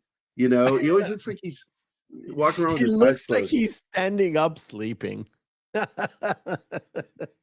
He was cut in this movie, man. He actually, like, everybody was in shape in this movie. He was still like unbelievable as a soldier to me. Yeah, absolutely. Even back in this was like pre Third Rock from the Sun days. Because I've seen this movie in the theater. I was young. Yeah. I was like 11. This is a few 11? Years before it. This is 95? 94? 94. Not 94. Shot in 93, released in 94. Yeah, I was King Tut. 13, 15? Something. Don't remember. I was born in 79. When did it come out? In the year. 94. When in 94 did it come out? Do you remember? Like November, like it's a Christmas thing, or it's a blockbuster like May or something? I don't remember. Just release date. Because whenever it was released in the US, 2 months after, 3 months after, that's where it hit us. Because it always took about 2-3 months. October. Guys, I was away for a long time, so I need to ask, did we talk about Erika Bari? Yes. Okay. Twice? Okay. Remember, I wasn't here. Okay. I was 16. So it came out like early 95. Yeah, I was 15. October. 15 it was 16. October. No, October in the US. In the year 2525. It means it came out around January of 95 for me, probably. Okay. Yeah, back in the day, you had to, we had to wait. Andy is here. Really? I haven't seen him. I haven't seen him. No, Andy's not here. Europe didn't get it until beginning of 95. I don't know why. Yeah, because we had to have it translated and you guys had to have it dubbed. Oh, look. Once he won the Oscar, he became so fucking pissy about his life. Like, people are paying attention to me. People are, and he just went on and on and on. And so he tried to get out of making this movie and made a mistake, got paid a fucking ton of money, and walked off like he's a prima donna prick. I really cannot stand this guy. $1 million for the amount of time he has on screen is insane. Maybe he would have acted better for $2 million. Maybe that's why he got mad and was angry that he did the movie, because he could have asked for $2 million. He was not a professional actor, but a fashion designer. Initially turned the role of he didn't turn it down. No, he did not. I explained what he did. Instead of turning it down, he used reverse psychology, thinking that they would say no to him. So he asked a crazy amount of money. The actors who turned the movie down were Kurt Russell and James Spader. Jaye Davidson did not turn it down. What he did is he asked for $1 million, thinking they would say no. And then they said yes. And he realized, oh, I could have asked for $2 million. Fuck. Because they were really quick with saying yes to him. And so he made the Dr. Evil mistake. Yeah.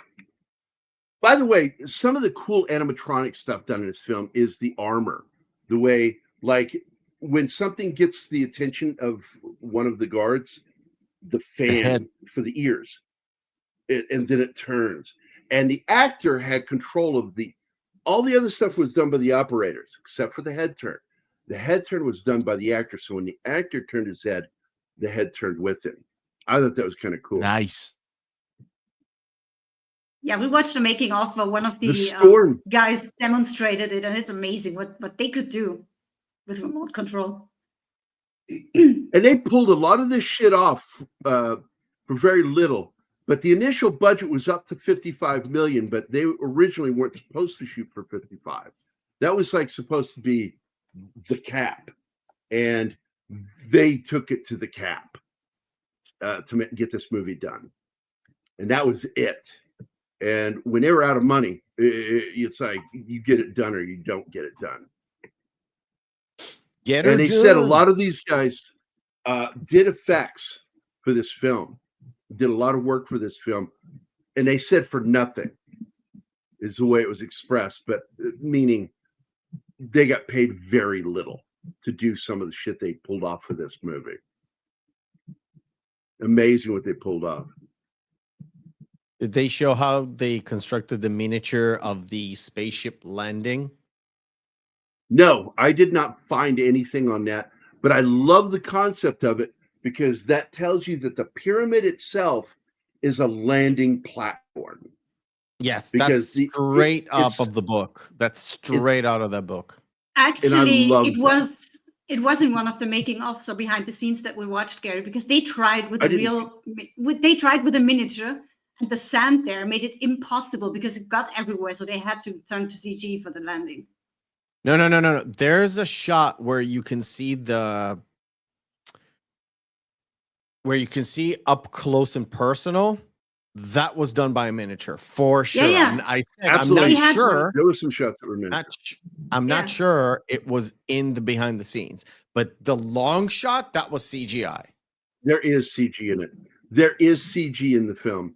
Some of the stuff they pulled off, though, was so practical, like the water effects for the gate was brilliant.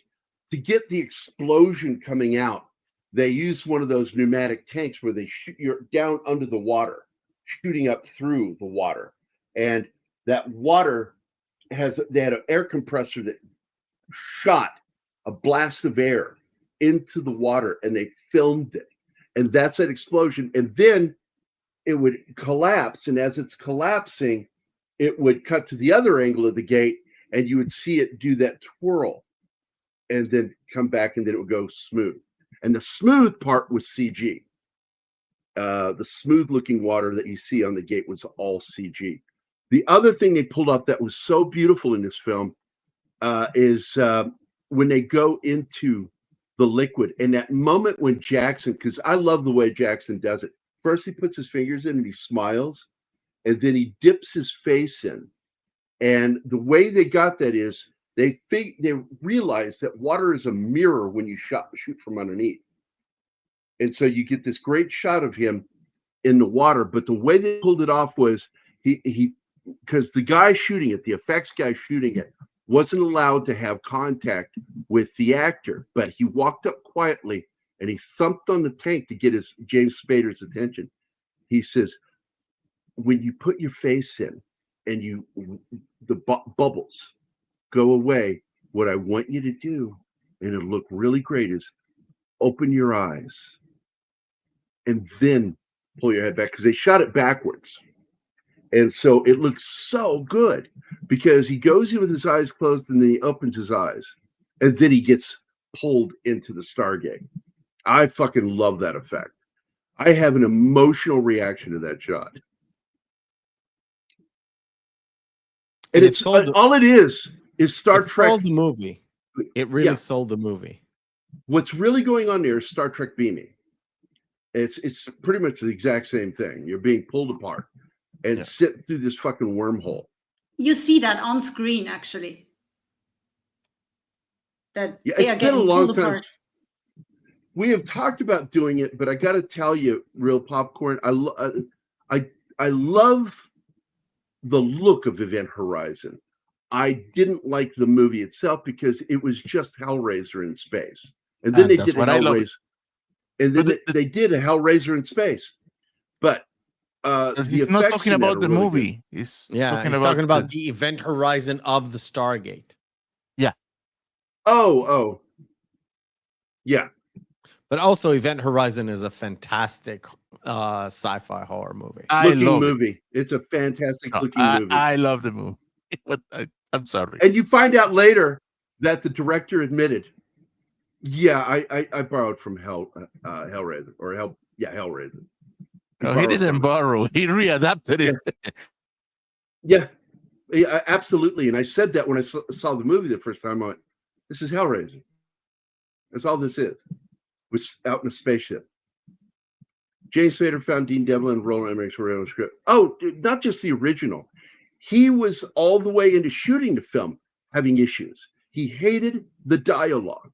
He thought it was such a fucking bad movie script. And this is him. This is a movie where he's just acting. He's good in this. He's really good in this movie. His performance is what makes this movie so fucking good. I'm serious. He carries this movie. You can't tell he was miserable behind the scenes because it doesn't come up. Oh, I told you, I said it earlier. There was an incident where he refused to come out of his trailer until they rewrote the scene, the dialogue, and he liked it. And so they did. Man, they had two actors in this film that were miserable. One actor who fucking had a good time now, Kurt Russell. He had a blast. You know, every time you see him behind the scenes, man, he's laughing. Well, good. I have never heard of Kurt having a bad time making a movie. He's a pro. Tango and Cash. I never knew. That was a he wasn't too partial to the constant script change. Yeah. And he didn't quite like to work with Stallone that much. He wasn't quick to jump on to do a sequel. And I think that the whole thing was like it was a paycheck to him. That was one of those jobs where Kurt was paid to do that. Yeah. But I swear to God, watching that movie and watching some of the behind the scenes, he's having fun. I don't know what it is about that guy. He always finds a way of making everything fun. Oh, Gambit, look, man, I love Kurt Russell in this fucking movie. But if James Spader had dropped his performance even a tenth, this movie wouldn't work. It's his selling of that character that makes this movie work. It's just that way, buddy. And I'm glad you agree.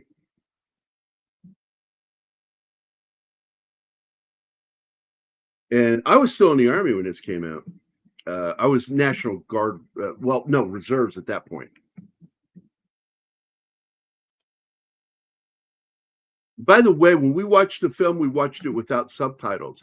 And apparently, one of the original ideas for this film was that they didn't want subtitles for what they were saying, because it's sort of like what they did with the 13th Warrior and another film Kit West worked on, by the way. And basically, in that film, they're talking Norse, ancient Norse. And just like the main character, you don't know what they're saying. And then suddenly, every once in a while, a word will come through in English. And then eventually, as he picks up their language, we now understand them. But in this film, there were subtitles. And we, for some reason, the copy I had did not offer it. And I thought that was stupid. So we watched all those scenes kind of being like, not knowing what the fuck they're saying. They originally didn't have subtitles. They went and added them because apparently people were complaining. But at first they wanted the audience to have the experience that the military guys had, and only Daniel could understand them. But I'm like, we're the audience. You give us that much dialogue, you make us understand what's happening. Well, I wish they had done what they did with 13th Warrior, that by the time Daniel understands what they're saying, they all speak English. He speaks English to them. You just assume, oh, he's speaking it. I love the setup of this little plot piece. Again, this is a plot device, that fucking handguard with the button jewel. I love this movie is chock full of little plot devices that are used in a way that I like them. Because so often plot devices are annoying because they usually detract from the story. But in this one, it manages to actually help carry the story forward.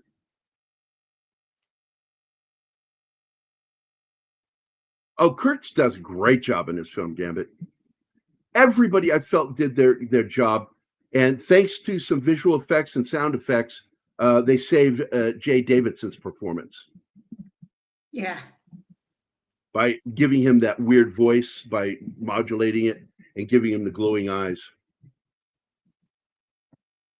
Okay, look, man, I want to do that movie. I do. I think it'll be a Wednesday movie. Overboard is such a funny film. So Anima won't like it? It's not that kind of funny. It's a romantic comedy. It's a romantic comedy that's got heart. And that's what she'll like, is that it has heart. Oh, this is the sad death of what's his name? Nabe.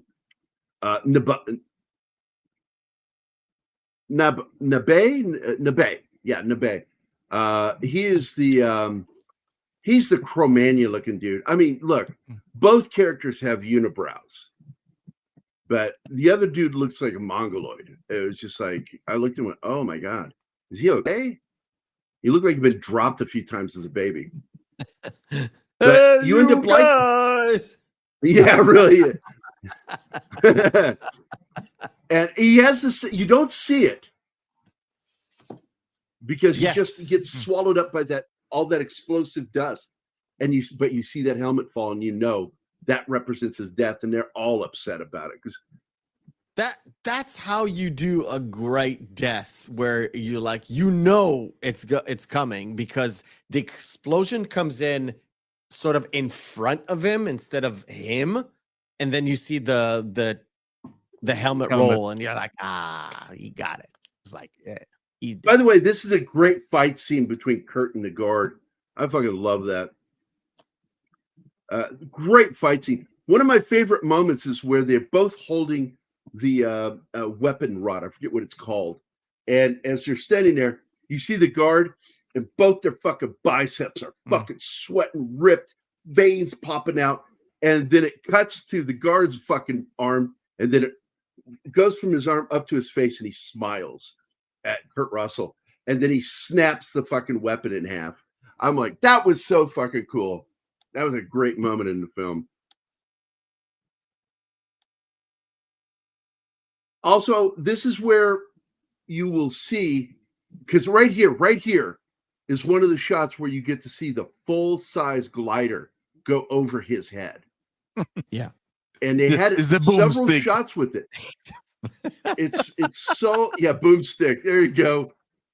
So it's so cool the way they pulled this off with those gliders, because they had the, I think they would be probably 1/5 scale gliders over the miniatures and stuff. They would shoot them at low angles, and then they would match those same shots with the ones that were done live, because they would have the fucking gliders on cables go right over the actors and moving fast. And because they're so high, you don't have in your head, you don't have the real scale, because you don't really see the full picture. You see what they want you to see. So It works. It movie just magic. Works. It's movie magic, man. They did so much with this movie that it blew me away. Everything they pulled off for this film. And by the way, here's the next plot device that I love. The small gate itself takes his fucking head off. Yeah. Because he gets pinned underneath the stargates, the miniature stargates, and only takes what's on the inside of the circle. So his head gets delivered upstairs to Ra. That's fucking great. Yeah, and but it's so gross, but it's great. I have a nitpick with that. Because the head materialized dead, he should have been at least moving the jaw and with his eye. Yeah. Come on, man. They already pulled off a lot with a little bit of money. And the to other be fair, cool thing that was very little blood because it was PG-13. Oh, there was no gore. There was no squirting because blood would be still pouring out. There it is. Yeah. He sees the head and he begins to cower back because he understands shit's over. All of his guards are dead. Now it's just him. And the others had the bomb and control of the gate.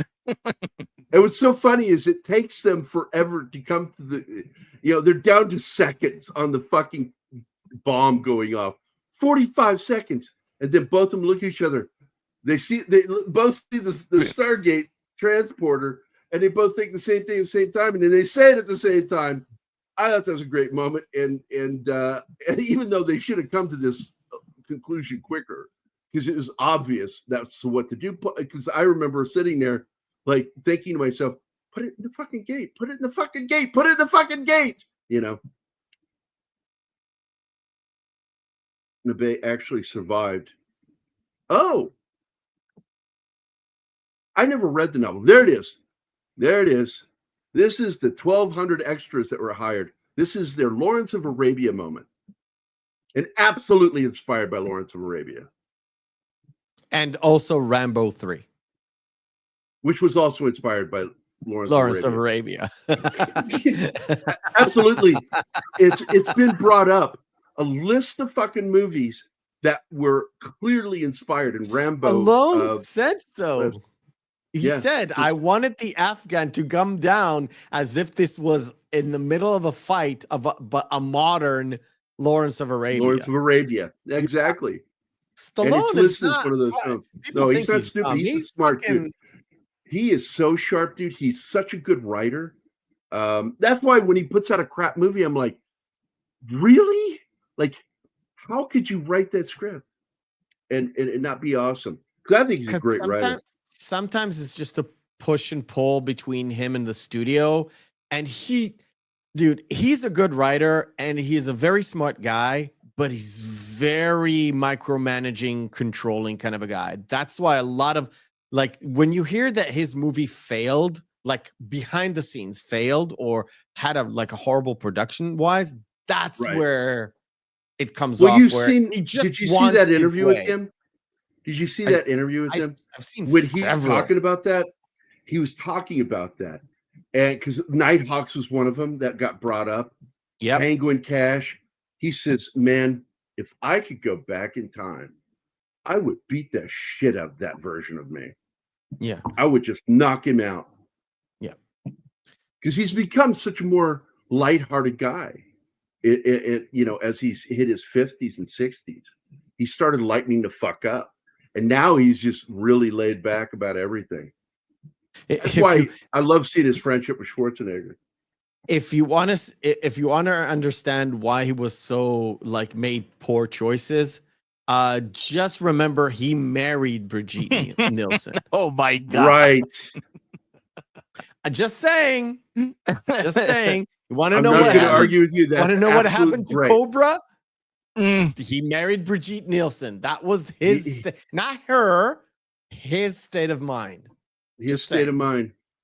So here we go. This is great. I paused here because this is a great image of the alien. Because you can slightly see Jaye Davidson's face there. And it's taken from a different shot because this was all post, post it's because filming. it tested badly. Badly. And so they had to figure out how to fix it. They weren't going to have Jaye Davidson come back. The thing that killed me is that they didn't use a better angle, because the angle of the alien head does not match the angle of Jaye Davidson's face. But I don't mind, because I still fucking love it. And we absolutely needed to see him explode. That was so satisfying. Oh, Mama Jackie Stallone told him not to marry her. I'm not surprised. Mama knows best. See how these guys are wearing their uniforms? Clearly fucking Air Force. Okay. In other words, I don't think Scar is in the Air Force, dude. I think they're all Air Force. No, Scar is not in the Air Force. Oh, him, yeah. Have any of you seen the Hollywood Nights? Yeah, I saw it when it came out. I haven't seen it since. Every time someone says Lawrence of Arabia, I flash back to that film. I saw that movie when it came out in the theaters, and I was so sad that I could have seen something else. I was like, Lawrence of Arabia or Hollywood Nights? Hollywood Nights. Oh, okay. I've become a little more nostalgic about it, but back then, man, I was harshly angry. Yeah, that guy's wearing my hair, man. That's crazy. And this one is wearing mine.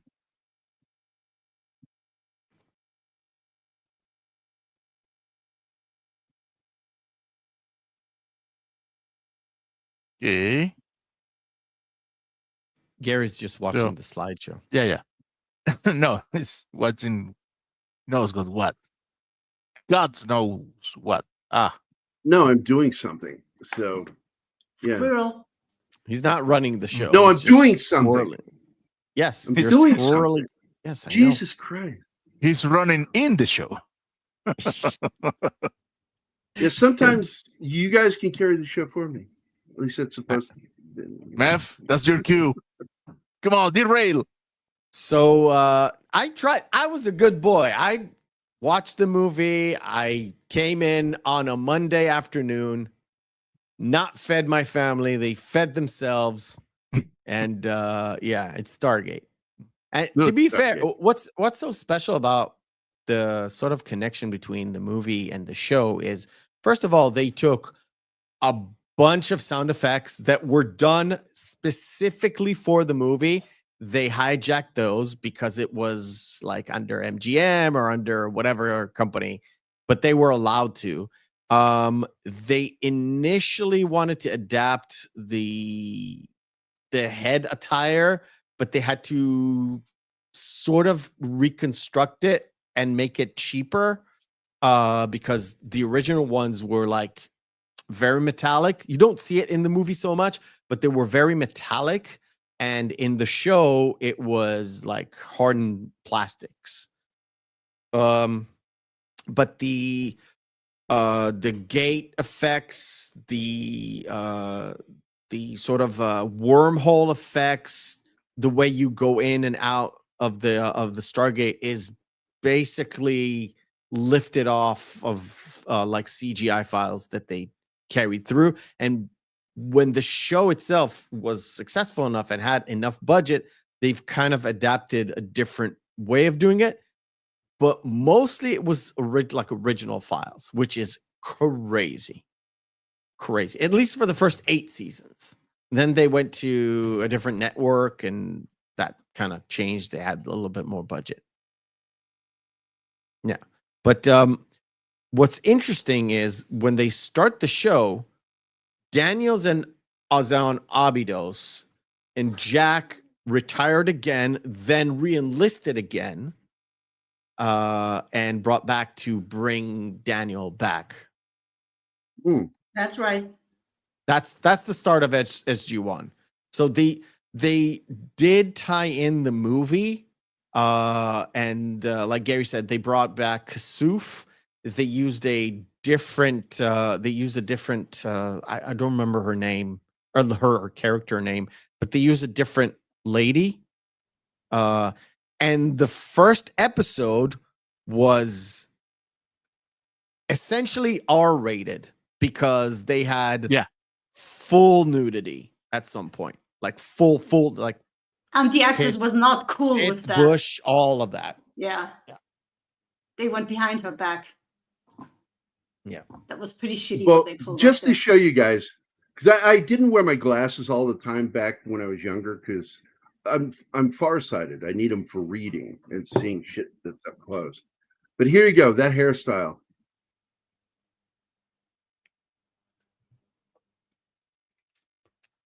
That's Matt McGuire from the band Guar. He and I were best friends. We're still close friends. You're the guy on the left, right? Yes, the tall one. Wearing my black wool coat because it was fucking winter. It was cold that day. And Patty wanted to get a picture of the two of us. I don't know where we were that day. Where was that? Because that wasn't at the house. I think we went out someplace. That's the Buick car door. I recognize that. That's the one I raced and fucking had the tie rod snap on me. Okay. Look at this one.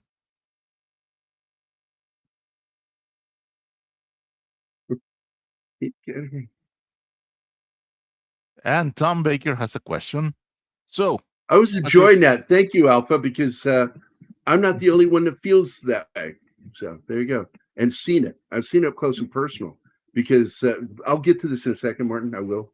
I told you when I went to no, put it back up.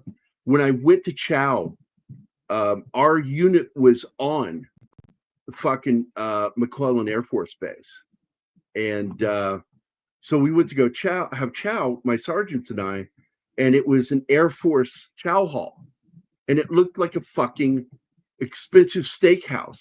You go inside and it's dark wood, and it's got little sconces with lanterns on them, and it was like, I'm like, are they fucking with this is an officers club? I thought I was getting fucked with by my sergeants, and I was really nervous. Like I'm gonna get yelled at. They're gonna leave me here.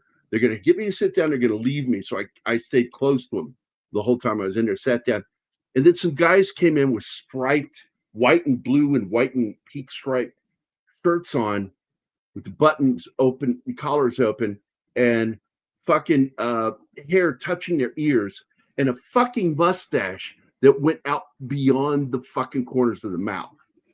And I'm like, who are those guys? He goes, the Air Force.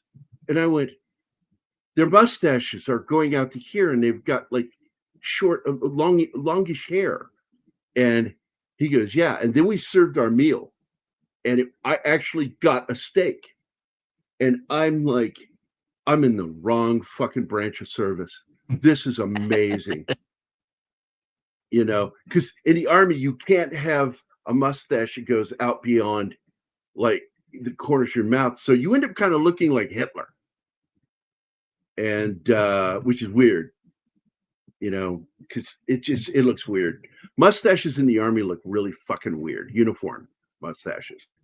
SF guys and Rangers that are going in country for a while, that are over in the sandbox and shit, they'd fucking let their hair grow out and fucking have beards and shit. It's like, well, we were fucking forced to fucking shave that shit off. I mean, what would you say about Command Master Chief John James Ergale? That's G.I. Jane. That's Viggo Mortensen's character. Viggo Mortensen's character. Okay. He has a very bushy mustache. Yes. And I thought that was really weird. As a SEAL. They get away with that. In the SEALs. They do. The Navy. But I was told last year that those regs were changed. And it's back to, if you're in the military, we don't care what you do. You keep your hair cut. Now, when they're in country, it's different. The reason why is it helps them blend in. And it's why it works. It's kind of a form of camouflage, letting your facial hair grow out. But I got to tell you, fair, they changed the laws over here. It was very strict. And by the time I was training, like basic training, they were allowed a lot more. And then when I was in the reserves, I heard that it was basically the dams were broken. You can go like shaved, unshaved, half shaves. You want sideburns? Fuck it, sideburns. You want That's a crazy. handlebar mustache going all the way up? That's you insane. can have that. I was like, are you serious? There's like no uniform here. Like none? That's like when they create, to me, that's equivalent to having the fucking stress card. That when you're in basic training, you could hold up this stress card. It's yellow. And if you're holding it up, drill sergeant can't talk to you anymore. You're not fuck you say?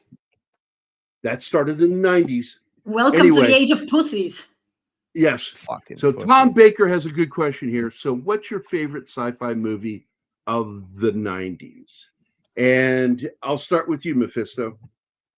I have to think about it. The Matrix. That's a good one. It's in my top 20 of all time. It is good. Wait a minute. Hold. Does it have to be like? Oh, because T2 is above that. Yeah, but it's more of an action movie than a sci-fi movie to me. It is one of the best action movies ever, but it's also like sci-fi. So I can say T2. Like, I do have a T2 poster and not a Matrix poster. I am going to, because I can't list one, I have to list a handful. But I'm going to leave the Matrix out because you've already said it. I'm going to say 12 Monkeys, Total Recall, T2, Dark City, and I know I'll probably get some hate for this, Star Trek First Contact. I like First Contact. It's the best of the TNGs, but I've rewatched it and it's got problems. It's got a lot of issues. They really wanted the Borg to be like a menacing thing, and they're a bunch of fucking pussies in that movie. Plus time traveling again. It's not. I hate when, to be honest, the only time traveling story in Star Trek that I can actually accept, and only because they did it so good in terms of incorporating the humor within the situation, is The Voyage Home. Only reason I kind of give it a pass, and I don't like the time traveling elements in it.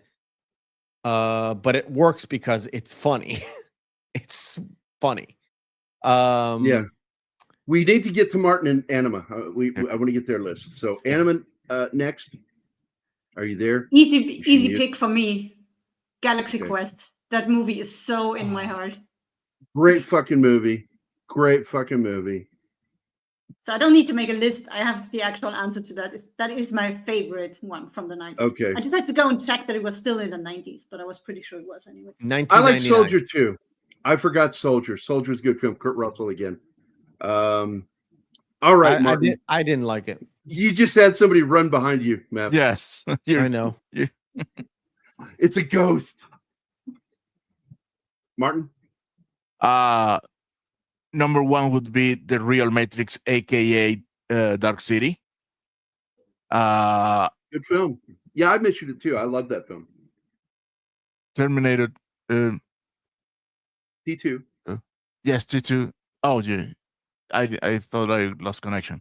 T2. Boy, oh boy. I haven't thought of this. I will have to think more for other ones and actually make a list. But the first one that pops in my head is Dark City. Yeah, Dark City's a great fucking movie. It's cutting edge. Misunderstood for its time. I love that freaking movie. Now, I noticed none of us listed Jurassic Park. Oh, I don't like that. I'm not a fan of that. It is science fiction. Yeah, it is science fiction, but I don't like it. It's a piece of shit. I don't like Jurassic Park. I like the movie. I love the book. Michael Crichton basically took his original story of Westworld, and instead of robots, it became dinosaurs. The same fucking story. Everything. And I love the promo. Do you remember the promo for Starship Westworld? Troopers, Anybody? that's I'm not a fan French. of Starship Troopers, even though my I boss am. worked in it. Big one. I'm a big fan of that movie. Demolition Man is a great sci-fi movie if you want to call it a sci-fi movie. Yeah. But it's Yes. really not. It's again, it's like T2. It has sci-fi elements in it, but not really. It's not really a No. sci-fi. No. Sci-fi is not about tech. It's Yeah, about sociology. That's what I just said. Alpha said the same thing. The book is so much better. Michael Crichton took his idea from Westworld, which I consider a great fucking movie, and he took that story and he made dinosaurs with it.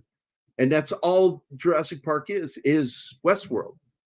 And I love that about him. He writes, if you've ever read his fucking books, Michael Crichton does his research, and he's a medical doctor, surgeon, in fact. And he knew his fucking shit. And that's what makes so much of his stuff scary. Yeah. Because all of his stuff, the thing I love about Michael Crichton, he writes cautionary tales. It's his gig. His gig is writing cautionary tales. I miss him.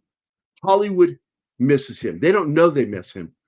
But writers like him, Hollywood needs writers like him today. Me too, Alpha. I like all T2 is really kind of a soft reboot. It's sort of a remake of Terminator. And I still like it. I like T2. I like it a lot. But Terminator is always going to be my favorite movie because, God damn it, that was a great movie at the right time. Have you seen the director's cut of the first Terminator?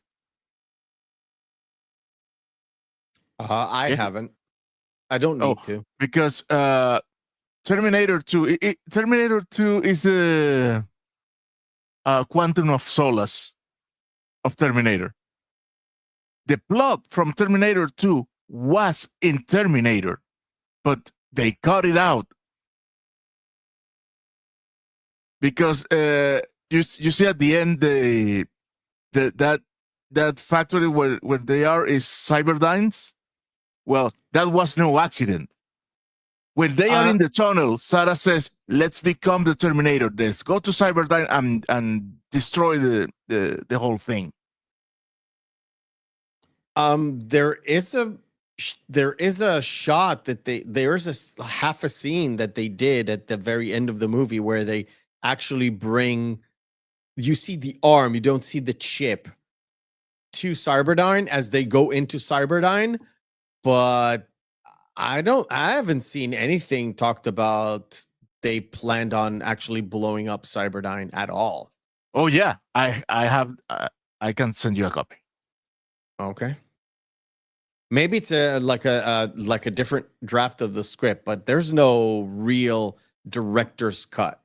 If you know how they made the movie, I don't think they were even thinking that far ahead at all. You will see. All right. So there was a comment that I saw that I want to go back to. National Guard SF guys, yeah.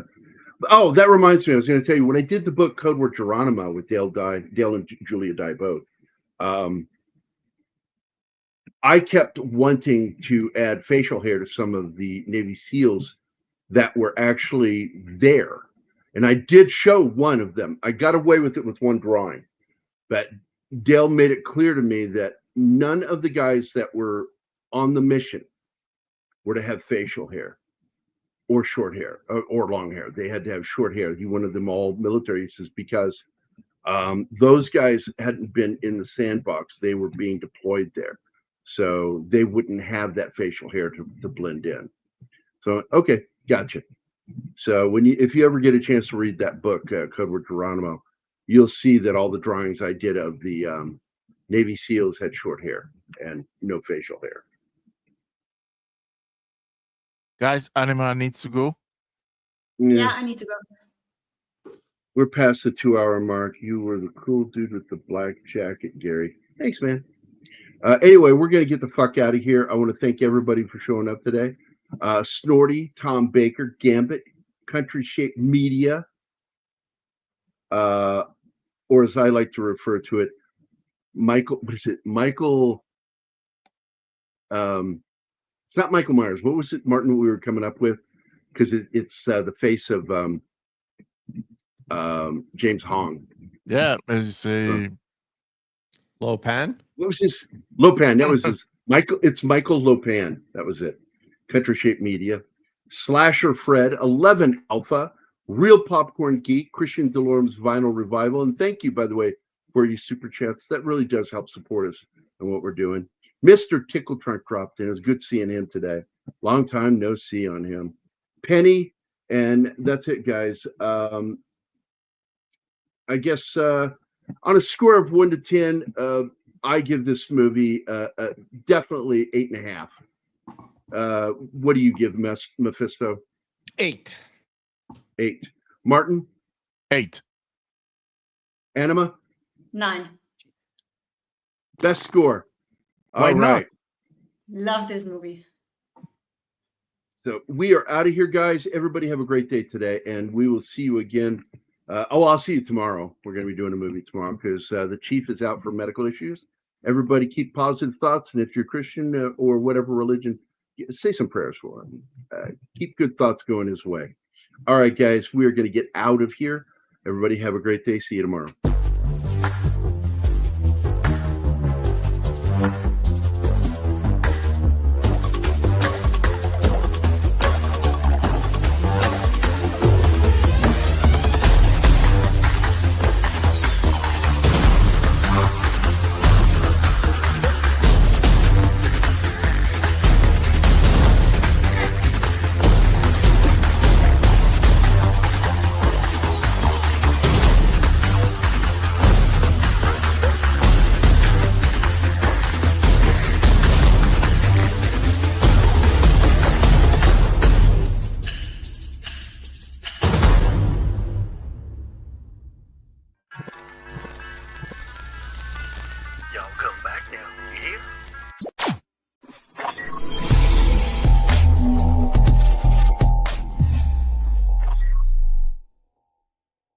Matt Damon.